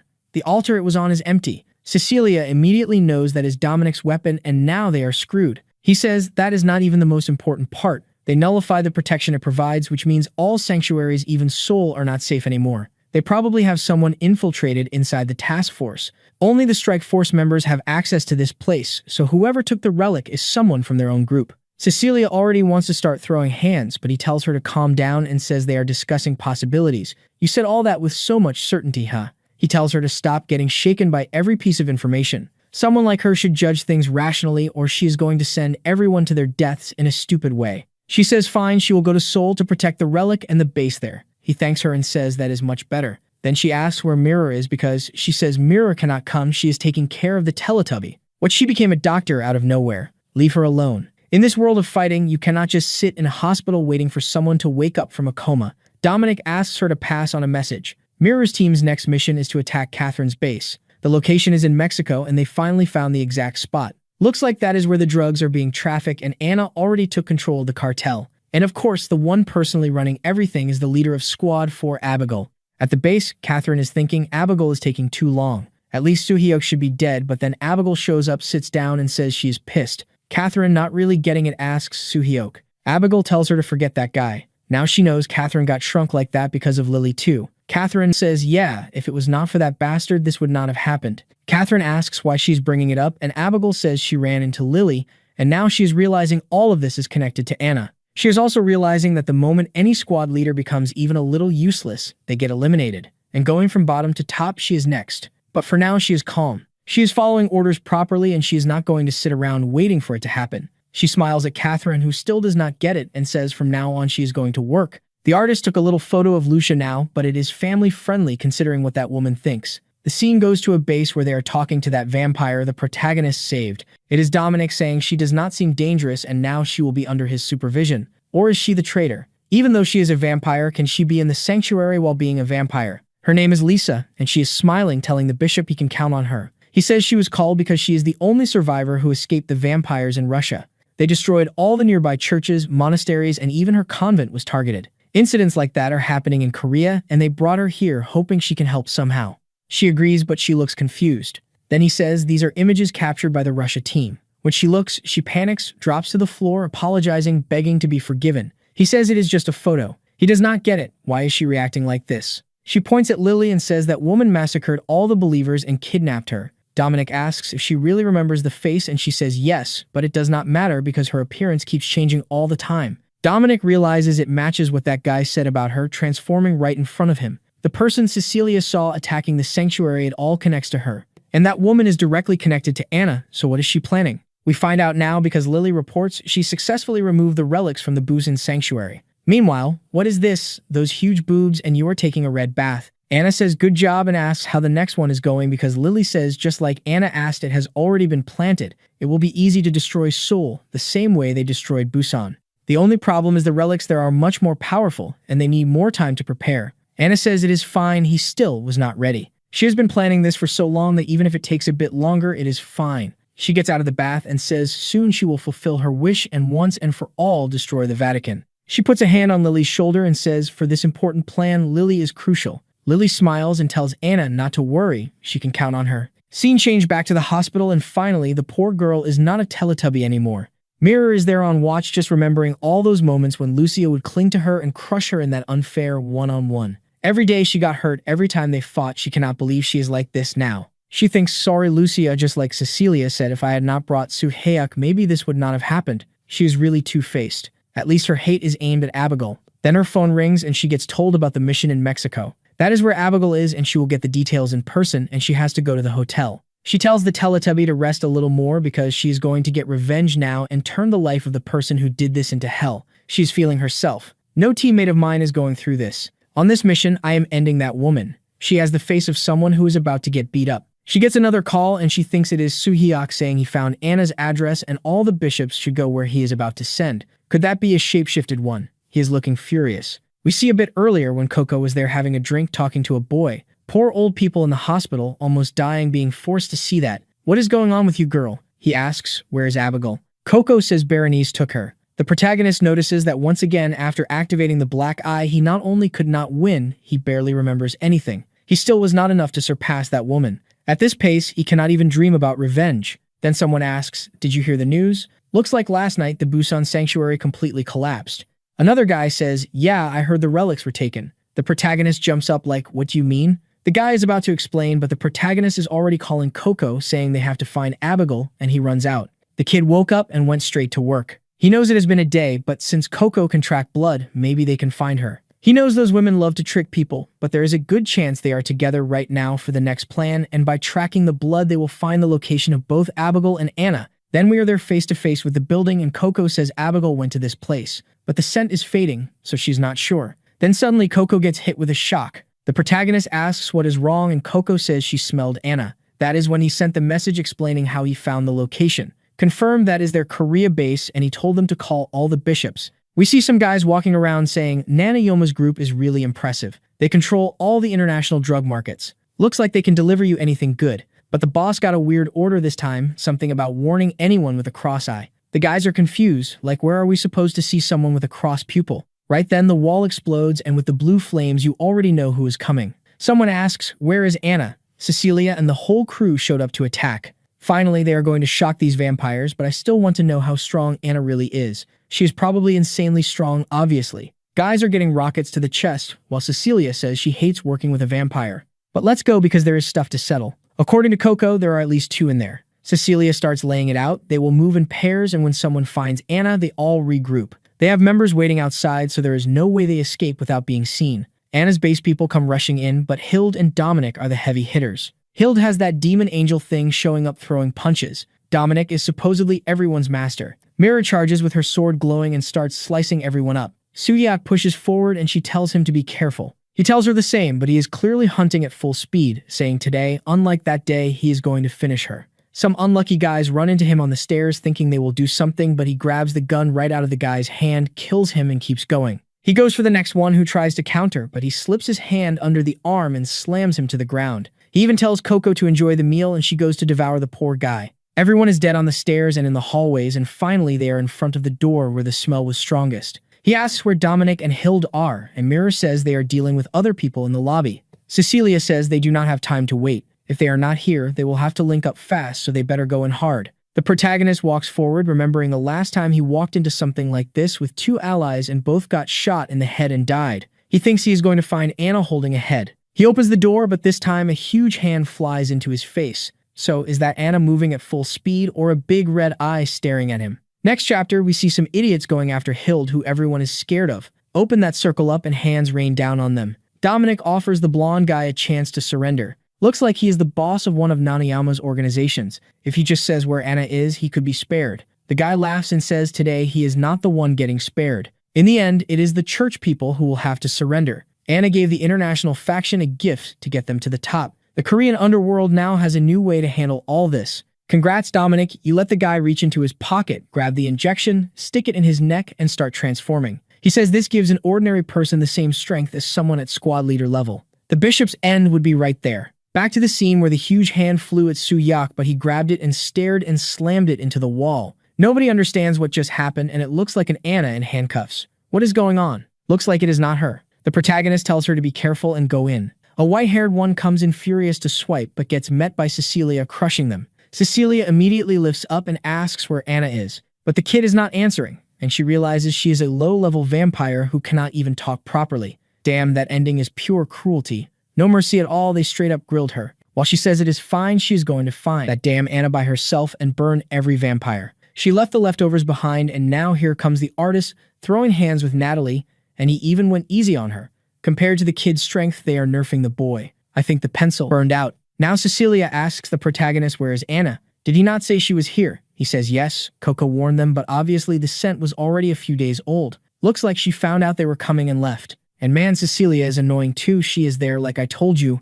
Mirror, they cause more trouble than they help. She is there saying she wants to kill the protagonist. Damn, you really deserve a punch in the mouth. The guy raided their base. You just killed a vampire and you still think it was fake info. Mirror wants to defend the protagonist, but even he looks awkward because he told them to bring all the bishops, and it did not really lead to much. Then Dominic shows up carrying the guy, saying it is not completely true. This blonde kid here is the boss. He promised to tell everything as long as he gets out alive. The drug they have been delivering is that bloody snow, and it temporarily gives vampire abilities to normal people. Mirror says she found something similar on the Russia mission, and that explained why those normal guys had wounds that healed fast. The protagonist says maybe it is also connected to what was being injected in those capsule mines, and Dominic, remembering that earlier list, says they are probably forcing even more people into those experiments they really needed to rush this mission and end it fast. The scene switches to Berenice's lab, where she's clearly still running experiments, while Catherine is in the other room, exhausted and furious because now she has to obey whatever that damn Abigail says. She starts kicking Natalie, saying she is pissed. She has to go through this because of her master. Right then, Abigail shows up and tells her to say it again, and she grabs her by the head, saying the little girl has to listen to mommy. She hugs her and tells her to stop being angry. Both of them are targets for Anna, so they can only rely on each other. On top of that, she has a new plan and she wants Soo-hyuk. Catherine gets startled and blushes and says, "Wow, so Abigail finally wants to become a real woman."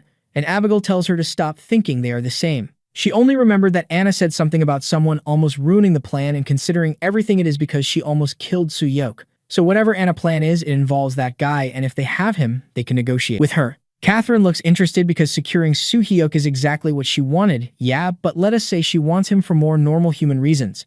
But she says it will not be that easy because Anna still has Lily. Abigail explains they have the advantage because Soo-hyuk is hunting the leaders and she is next. Catherine is still unsure, saying they will have to deal with a bunch of bishops, but Abigail says they are weak as hell, she can make them run easily. If those Vatican bastards come there, they will all die. And she has her extremely useful maids right, one drooling lie, an idiot, and the other only good for research. Or actually, no, because she has a whole army of manufactured female vampires. Back at the protagonist's base, they are talking about not rushing. First, they need to analyze the blood snow for a few days. Mirror does not get it, so he explains they talk to that guy and learn how it is being sold in the underworld. At the same time, it is an experiment and a biological weapon, and they have a lot to learn. Anyway, Dominic puts a hand on the protagonist's shoulder and says he did really well. Anna was not there, but they managed to get the drug and prevent a bunch of vampires from being released into the world. He says it is nothing, and right then, Cecilia agrees, saying he was useless. Anna was already gone, and he had the nerve to mobilize all the bishops based on unconfirmed info from a former vampire leader.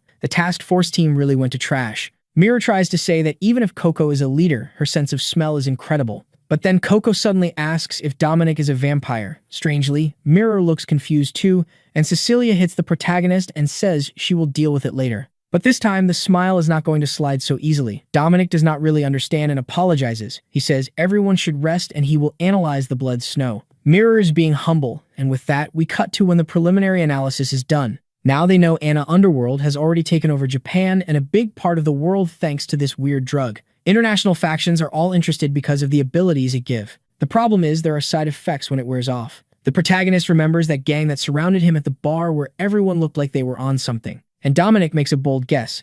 He says maybe this drug is vampire blood. Wow, who would have thought? They found transmuted cells that can destroy human tissue and rebuild it into vampire-like tissue. Mirror understands that must be the solution to the fact that not every human can truly become a real vampire. Dominic explains it must be the result of research into vampire transformation. Even if it gives part of the powers, it does not match real strength. But eventually, if they really have this technology, they could mass-produce leaders. So Natalie looks like she is already a manufactured vampire made by Berenice Tech, Mirror, and Cecilia say that is impossible. Success in creating a vampire is hard, and even more so at leader level. Dominic says it is not completely impossible, maybe with the right people. If you administer it little by little, you can control the drug aggression while increasing the powers. And one thing he is sure about, whoever is leading this research is extremely competent, obviously, Berenice. That is the info he has, and the obvious mission is to destroy those labs as fast as possible, save the people in the experiments, and stop mass production. Back in the lab, Catherine is celebrating, saying she finally finished this. Now the bastard who treats her like a child is going to suffer.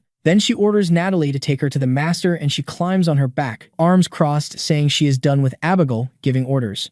But then she gets startled. Oh my god, it is just Abigail getting a little message asking if she finished the mission. Catherine, shocked, asks what is going on, and Abigail says she has been fighting a lot and it is time to loosen up the muscles. Catherine is furious, saying that bitch is being treated like a queen while she is working like a slave. But anyway, here's what she needed. Abigail praises her and says now she can finally relax. Catherine does not think it will work. She says this will only make her even angrier. Abigail turns and says she does not need to worry. She already has the plan. Just trust her and follow the path. No more muscle relaxing for today. Catherine keeps trash talking, telling that bitch to do something until she gets slapped twice in the face. Damn, she got crushed. That is the kind of thing that always happens when it is our protagonist, but that bastard still does not even leave the corner. While Abigail takes the experiment and says now nobody is going to ignore her. And now we are at an inn in Mexico. The men in black arrived and Mirror tells him to keep everything confidential. Looks like Coco was not brought this time, so she would not cause trouble. Officially, they are secret agents there to take down the cartels, but the real target is Abigail Base. Mirror tells her to be careful. They probably already know they are coming and there will be some kind of trap. And on top of all the cartels, there is one called Border Region, and it is the most dangerous. There the guys are above the law and they stretch bodies out in the slums to show. Atrocities are committed without hesitation. Disappearances and death are everyday things. It will not be an easy job. That is also what outsiders think about Brazil. Mirror says, relax girl, this time we have her support. Then Cecilia shows up with her abs covered for the first time ever. Dominic suggested she come along and she complained she did not want to, but he said her abilities looked like a good match against Abigail. Her power would be a huge help, so she should go. Of course she is mad, but Mirror says with the three of them, they can handle it. Then someone calls them. A soldier introduces himself as Diego and says he will support the operation. He will escort everyone, so they should follow him. You can tell Cecilia is the artist's favorite. He tries way harder on her drawings. In the room, Diego says the region is a war zone because of the cartels, and he will be honest. He cannot trust any of the three of them. He got orders to share information with them, but unfortunately for him, everyone's identity is uncertain. Mirror asks if he is going to challenge orders from above. He says he is being cautious. Because of people faking identities, some police and military have already been killed. The protagonist figured they would not trust them, but to do the mission, he needs support. So he asks how he can prove they are allied agents, and Diego just starts walking and tells them to follow. Looks like they are talking in English and Spanish or whatever because Mirror is not understanding anything. Diego explains the city mayor was captured by the cartel and they declared war. Most allies were executed and the guy is close to getting killed too. The mission is obvious, rescue him. He is about to offer weapons, but the protagonist cuts him off and says it is enough. Just take us to the place and we will handle it now. Somewhere else, someone says most of them were executed. Damn, only the mayor is left. Hold on. Then it is like the crowd is voting for the wrong actions. No, wait, the mayor is on the side. I think that is his wife. I do not know. Right then, they hear chaos outside. The door slowly opens. I thought it would be an ally, but it is a thug.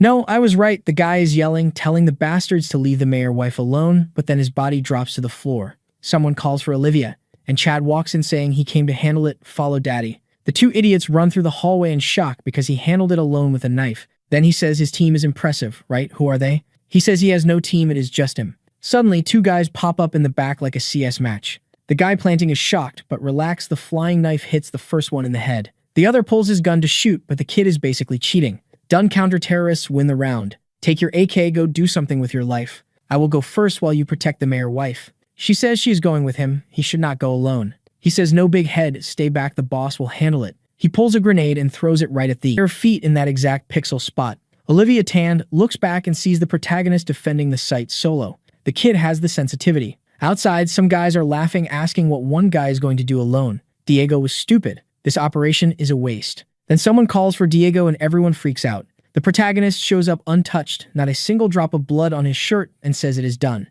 Now give me the info on all the cartels in the region. If you do not obey, I will consider this insubordination by a soldier. Next chapter, Olivia Tan says our boy is incredible. Now that she is dressed, she looks all wrinkled. When she was on the floor, she looked like a model. This artist man. Everyone is thanking the protagonist, and the big jaw guy says he will take them to a place to stay. They do not have to pay anything, blah, blah, blah. But the protagonist is not interested. He is only thinking about the cartel info. Diego handed over, plus an old walkie-talkie to contact him. Diego also apologizes. He did not know the protagonist was basically Prime Cold Zera, and the protagonist says he only wants a small favor. Come on, artist, stop drawing Coco. She is mentally messed up. For the love of God, move to the next panel. It is the mayor wife's servant thanking them, showing the room while the protagonist already got a message on his new flip phone. He hands some papers to Mirror and tells them to go into the room. He has something to talk about with Diego. Mirror says lately he has been doing too much alone, and Cecilia says perfect, let him handle the small stuff.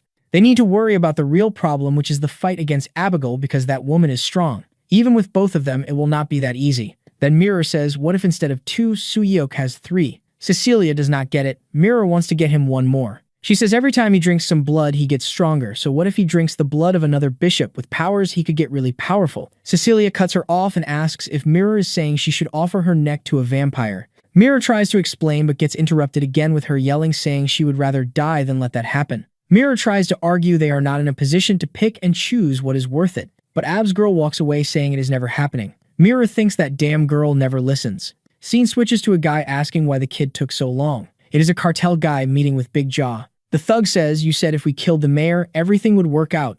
So what happened? Did the mission fail? What is going on? And right then, the protagonist does not even let them talk. He shows up with Diego and says it is exactly what he thought. Big Jaw does not get how they suspected him so fast, and the protagonist says it was obvious because he was kept alive with the mayor wife while everyone else was killed. That makes no sense. And on top of that, he handed him a gun with no bullets on purpose, just to hear him pull the trigger at a specific moment, even with no bullets in it. His plan was to kill both the main guy and her right there. In that moment, he is in shock, like how did this psycho come up with a plan like that out of nowhere in the middle of all that? And before going on the mission, the main guy was so sure of himself that he even had Diego put a GPS on his car. Now this is his last chance to stay alive, so he just has to tell everything about the cartel. He says it is fine. A few weeks ago, the cartel got in touch. The blonde guy threatens him, saying if he talks his family will disappear, but he almost got shot. The main guy tells him to keep going, and he explains that something felt off about the cartel, so he started studying them. Unlike the others, these guys were not dealing with, damn, he was passing information, but he got taken out. That surprised me because sometimes this story drags a little. He dropped hard. On the walkie-talkie, there are some little noises. The main guy hears someone saying he made it pretty far. They got the info that their ally this time is really useful. It is a shame they have to end it like this, since things got complicated. Diego does not get it, like, does he know who he is and what is going on? And the main guy realizes it was a warning that the bishops are being hunted. Even the apartment they were hiding in was a trap. And if they are going after a bishop, that means they are not sending weak people. Yeah, they are sending a drooler too. A blue-haired Coco, basically. Right at the door, ready to push into the bomb site, someone says the objective is to kill that well-fed little vampire inside. They raise their guns, shots start, glass breaks, smoke goes up, then he calls ceasefire and takes a look. The first guy inside the bomb site, inside the smoke, thinks he is about to plant the little bomb, but then the CT comes out from behind the fog, and that CT is stacked. She steps right on his face. He drops the gun, and she even asks who sent those bastards there. They shoot toward the sound, but she used her buddy as a shield. And before they can do anything, she takes a nutmeg tea right to the mouth and another smack to the face. Slam into the wall, the guy falls back, and I doubt the artist is going to draw the poor guy for me. Cecilia says they do not speak the same language. Boom, finished, and now she grabs her little bread and starts walking out, wanting to know why they attacked her there. She thinks it is weird they sent weak people, but right then, Natalie is behind her. Look, the old big Catherine needs to grow a bit because she is small now. The main guy is still at 1,000, he already knows it has been a trap from the start. The room where Mirror starts to open the door, someone comes out but face plants on the floor. She shows up asking if he finished the job. Seeing she is fine, she ignores everything and runs straight towards Cecilia's room. Knowing Cecilia has the biggest advantage against Abigail, she has to be the main target. And right now, Cecilia is dodging in her room, impressed by Natalie's speed. If this vampire really was manufactured, things are getting dangerous.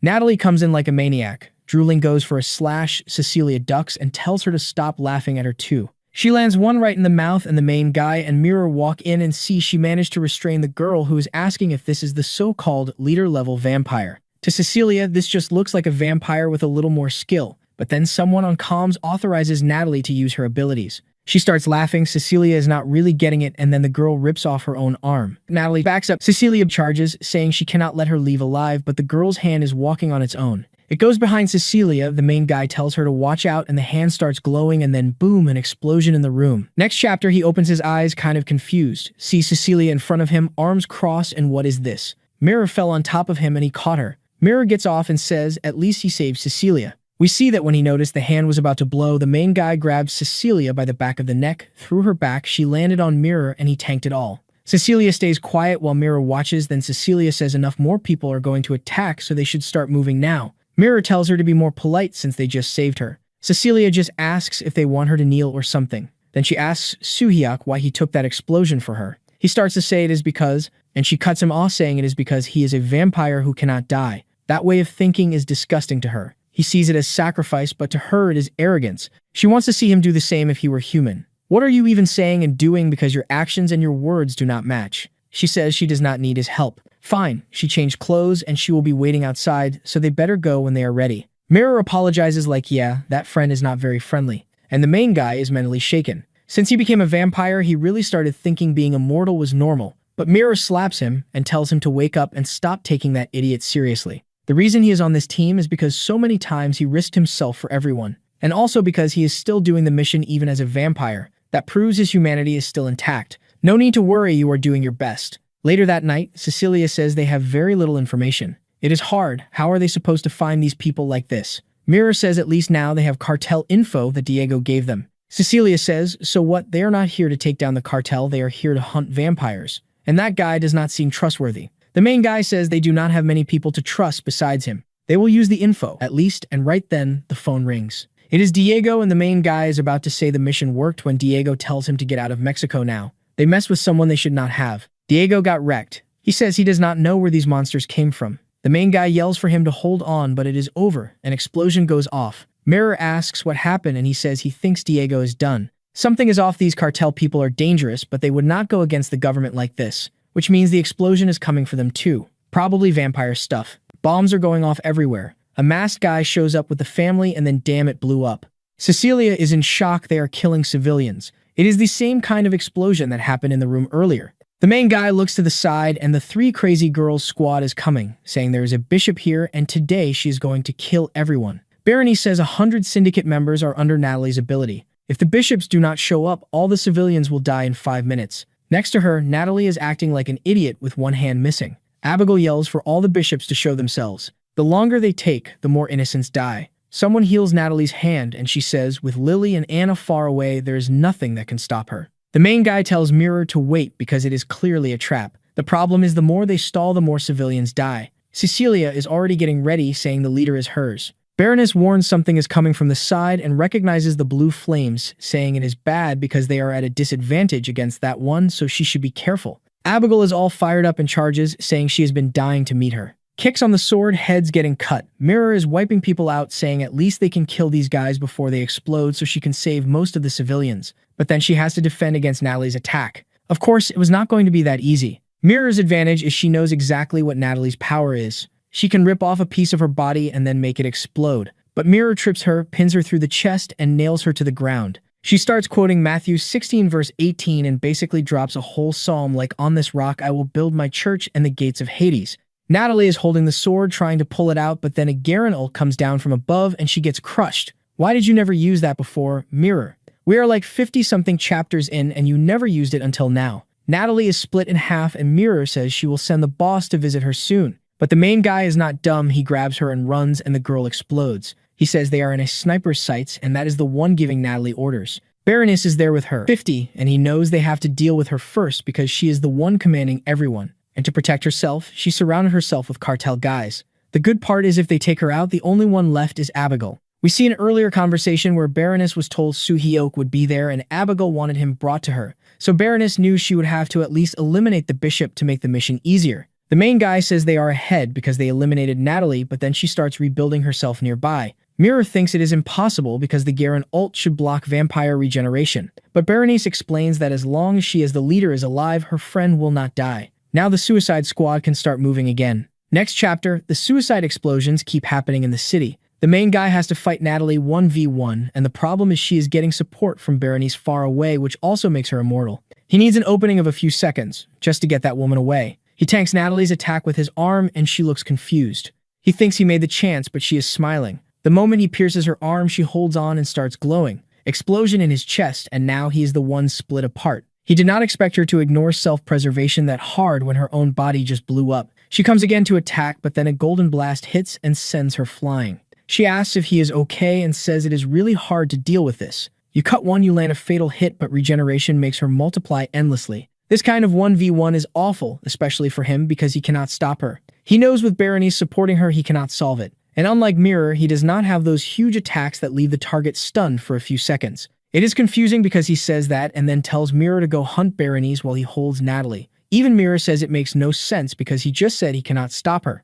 But he explains that is exactly why he will lock her down there and even if he gets blown up, he stays alive. He remembers Cecilia calling him disgusting for thinking like that because he is a vampire. Natalie starts moving toward Mirror and he rushes in, punches her in the mouth and tells Mirror to go now. So he ends up in a 2v1. At least if he gets blown up, he does not die. Berenice looks all cute when she takes off her general outfit. She is watching that Soo-hyuk chose to hold Natalie. Mirror comes straight for her and Berenice fires, but Mirror jumps in, closes the distance, and throws a light slash. Another Natalie clone jumps in front, the explosion happens, but Mirror pushes forward saying she cannot give her time to react. She has to keep pressure, but now she is face to face with the sniper barrel. Instead of Berenice getting played, Mirror redirects the gun with her sword. Mirror thinks she made the perfect chance to break their coordination, but Berenice flips back and asks if she really thinks closing the distance is enough. She teleports and is mid-air aiming, saying that choice was Mirror's defeat. One shot looks like it destroys the whole building, but Mirror tanks it on her arm. And yeah, Berenice has healer powers, that is why she regenerated Natalie earlier.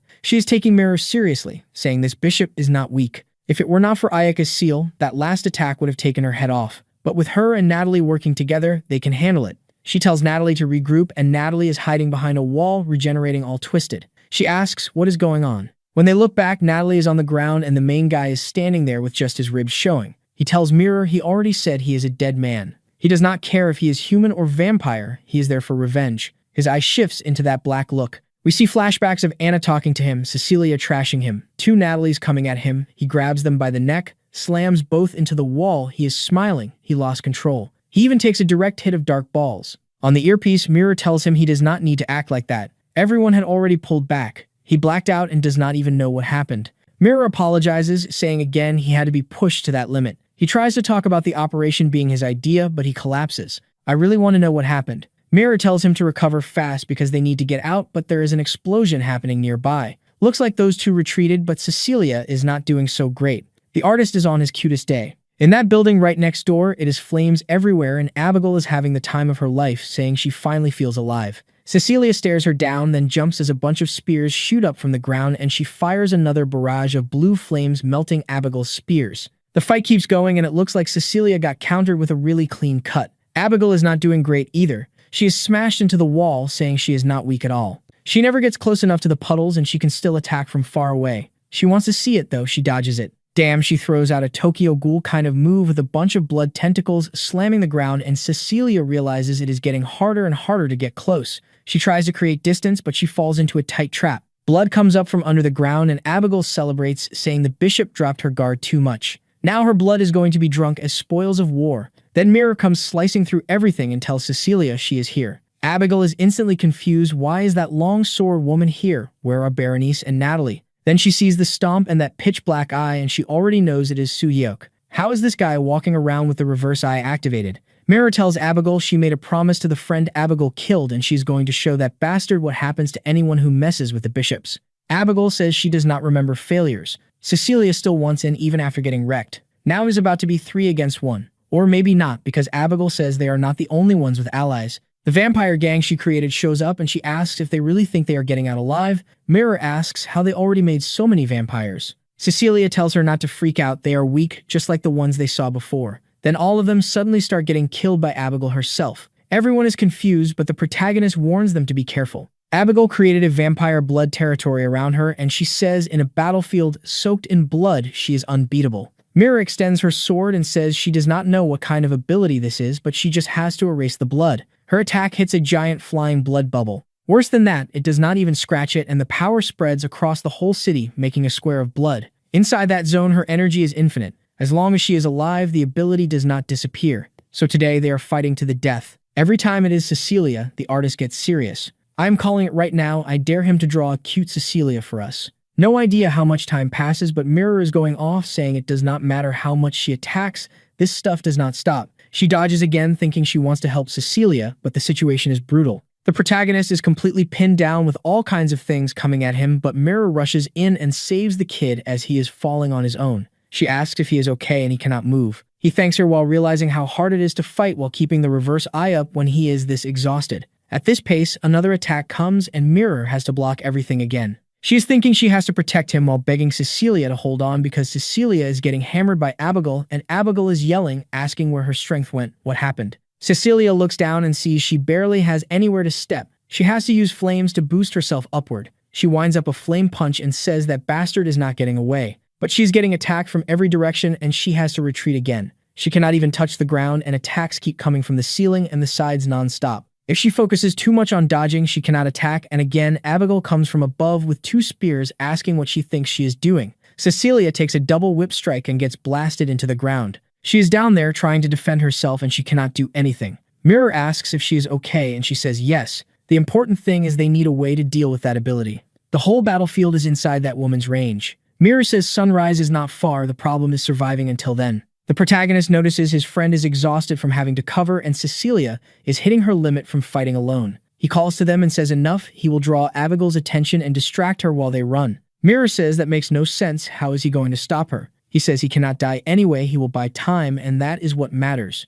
This place is sealed and reinforced with blood, so maybe with Cecilia's ability or that Garen ult they can break out. They argue while Cecilia thinks and then Abigail says she is not letting that happen. She pierces the protagonist's chest and arms and he starts losing consciousness again. When he opens his eyes again, he is pinned on spikes through his feet and he cannot move. He looks to the side and sees Cecilia and Mirror already got captured too. Seeing Abigail from behind, he wonders why it is always him getting saved by them. When things get serious, he cannot do anything. He tries to break free, saying he has to help them, but nothing happens. Then his blood suddenly turns golden. He begs his body to move while Abigail looks down and sees that weird light. Is he about to become some vampire holy blood mix? No, because Abigail recognizes it right away. That light is Natalie's ability. Then the story jumps and it is hard to follow because next chapter the protagonist is waking up again after passing out again. He does not know what that explosion was, but looking ahead, the two of them are still alive. Someone asks what was that he did. Abigail demands he explain how he used that ability. He is scrambling backward like a lizard, saying he has to get out fast, but he burned too much energy using it and now his body will not move. Abigail is already right in front of him, all beat up, coming in to slash him. Then Abigail says ability absorption is proof of awakening. Finally, we can talk. She pours her blood on him and says, unlike those two, he is not her enemy. She is here to offer him something. What if he joins her and together they kill Anna? Wow, look at these cute little lovebirds, everyone. Scene switches to the desert, where hundreds of soldiers have been killed. Anna tells some idiot to give up, asking if she is stupid. That is when she met Abigail, who was looking stylish with all that gold stuff, saying she does not run from a fight. She has thrown herself into wars for years, searching for a worthy opponent, and finally she found someone like Anna. She charges and gets sliced in half midair. She cannot understand it because Anna did not even move, so how did that happen? Anna says she actually started to like her. When Abigail wakes up again, she is staring at her hand, not understanding what happened. Did she not just die? Anna is right there saying Abigail is not that bad and explains she is building an organization. If Abigail joins, she will always have the opponents she dreamed of. Time passes and Anna says the moment has not come yet, and she already warned her that when the time comes, she will give the order. Anna is attacking Abigail on the ground, saying she should not have attacked with the Suicide Squad. Abigail complains that Anna herself gave the order and said she could use all her attacks on the opponent, but Anna says not like that. From now on, Abigail will have no connection to the Suicide Squad. She better not forget her place. Back in the present, the protagonist is confused and Abigail says if he joins her, she will give him all the information on Anna and she will help him grow as a vampire. She already gathered info on both Catherine and Berenice, and together they can start studying Anna's weaknesses. On top of that, she will help him reach full awakening and make him second in command. He just needs to keep collecting the bishop's blood like he has been doing. That is because it is the only way to block the slavery Anna has over all vampires, which is a huge amount of divine blood. He must have noticed that to kill Anna, those girls are not going to help much. He must have noticed it has been hard to get stronger lately, and the stronger he gets, the closer to vampires he becomes. The girls with him will never understand how he lives, and right now they are only by his side because he is useful. But what happens the moment he kills Anna? He will probably get executed with no second chance. So he should drop those women now and join Abigail as second in command. The kid just sits there not knowing what to say. She smiles and says he looks like he needs time to think. Then she reveals that east of the Sonoran Desert is where their base is. He is confused, like, why are you telling me that? She says it is to earn his trust, and besides, that place is not even that important. He can prove his worth if in 3 days he brings the long-haired bishop there. He asks why, what does she want to do with Cecilia there? Abigail says it is obvious she wants to fight her and then devour her. Devour her how? Yeah, no, I hope not. She stands up saying she would love to keep fighting, but the sun is about to rise, so the kid better think about her offer. And then he walks away saying that it is good for him to choose the like on this video that helps Mamoru make more juicy content for his viewers. Activate the cheeky little bell, and I am out.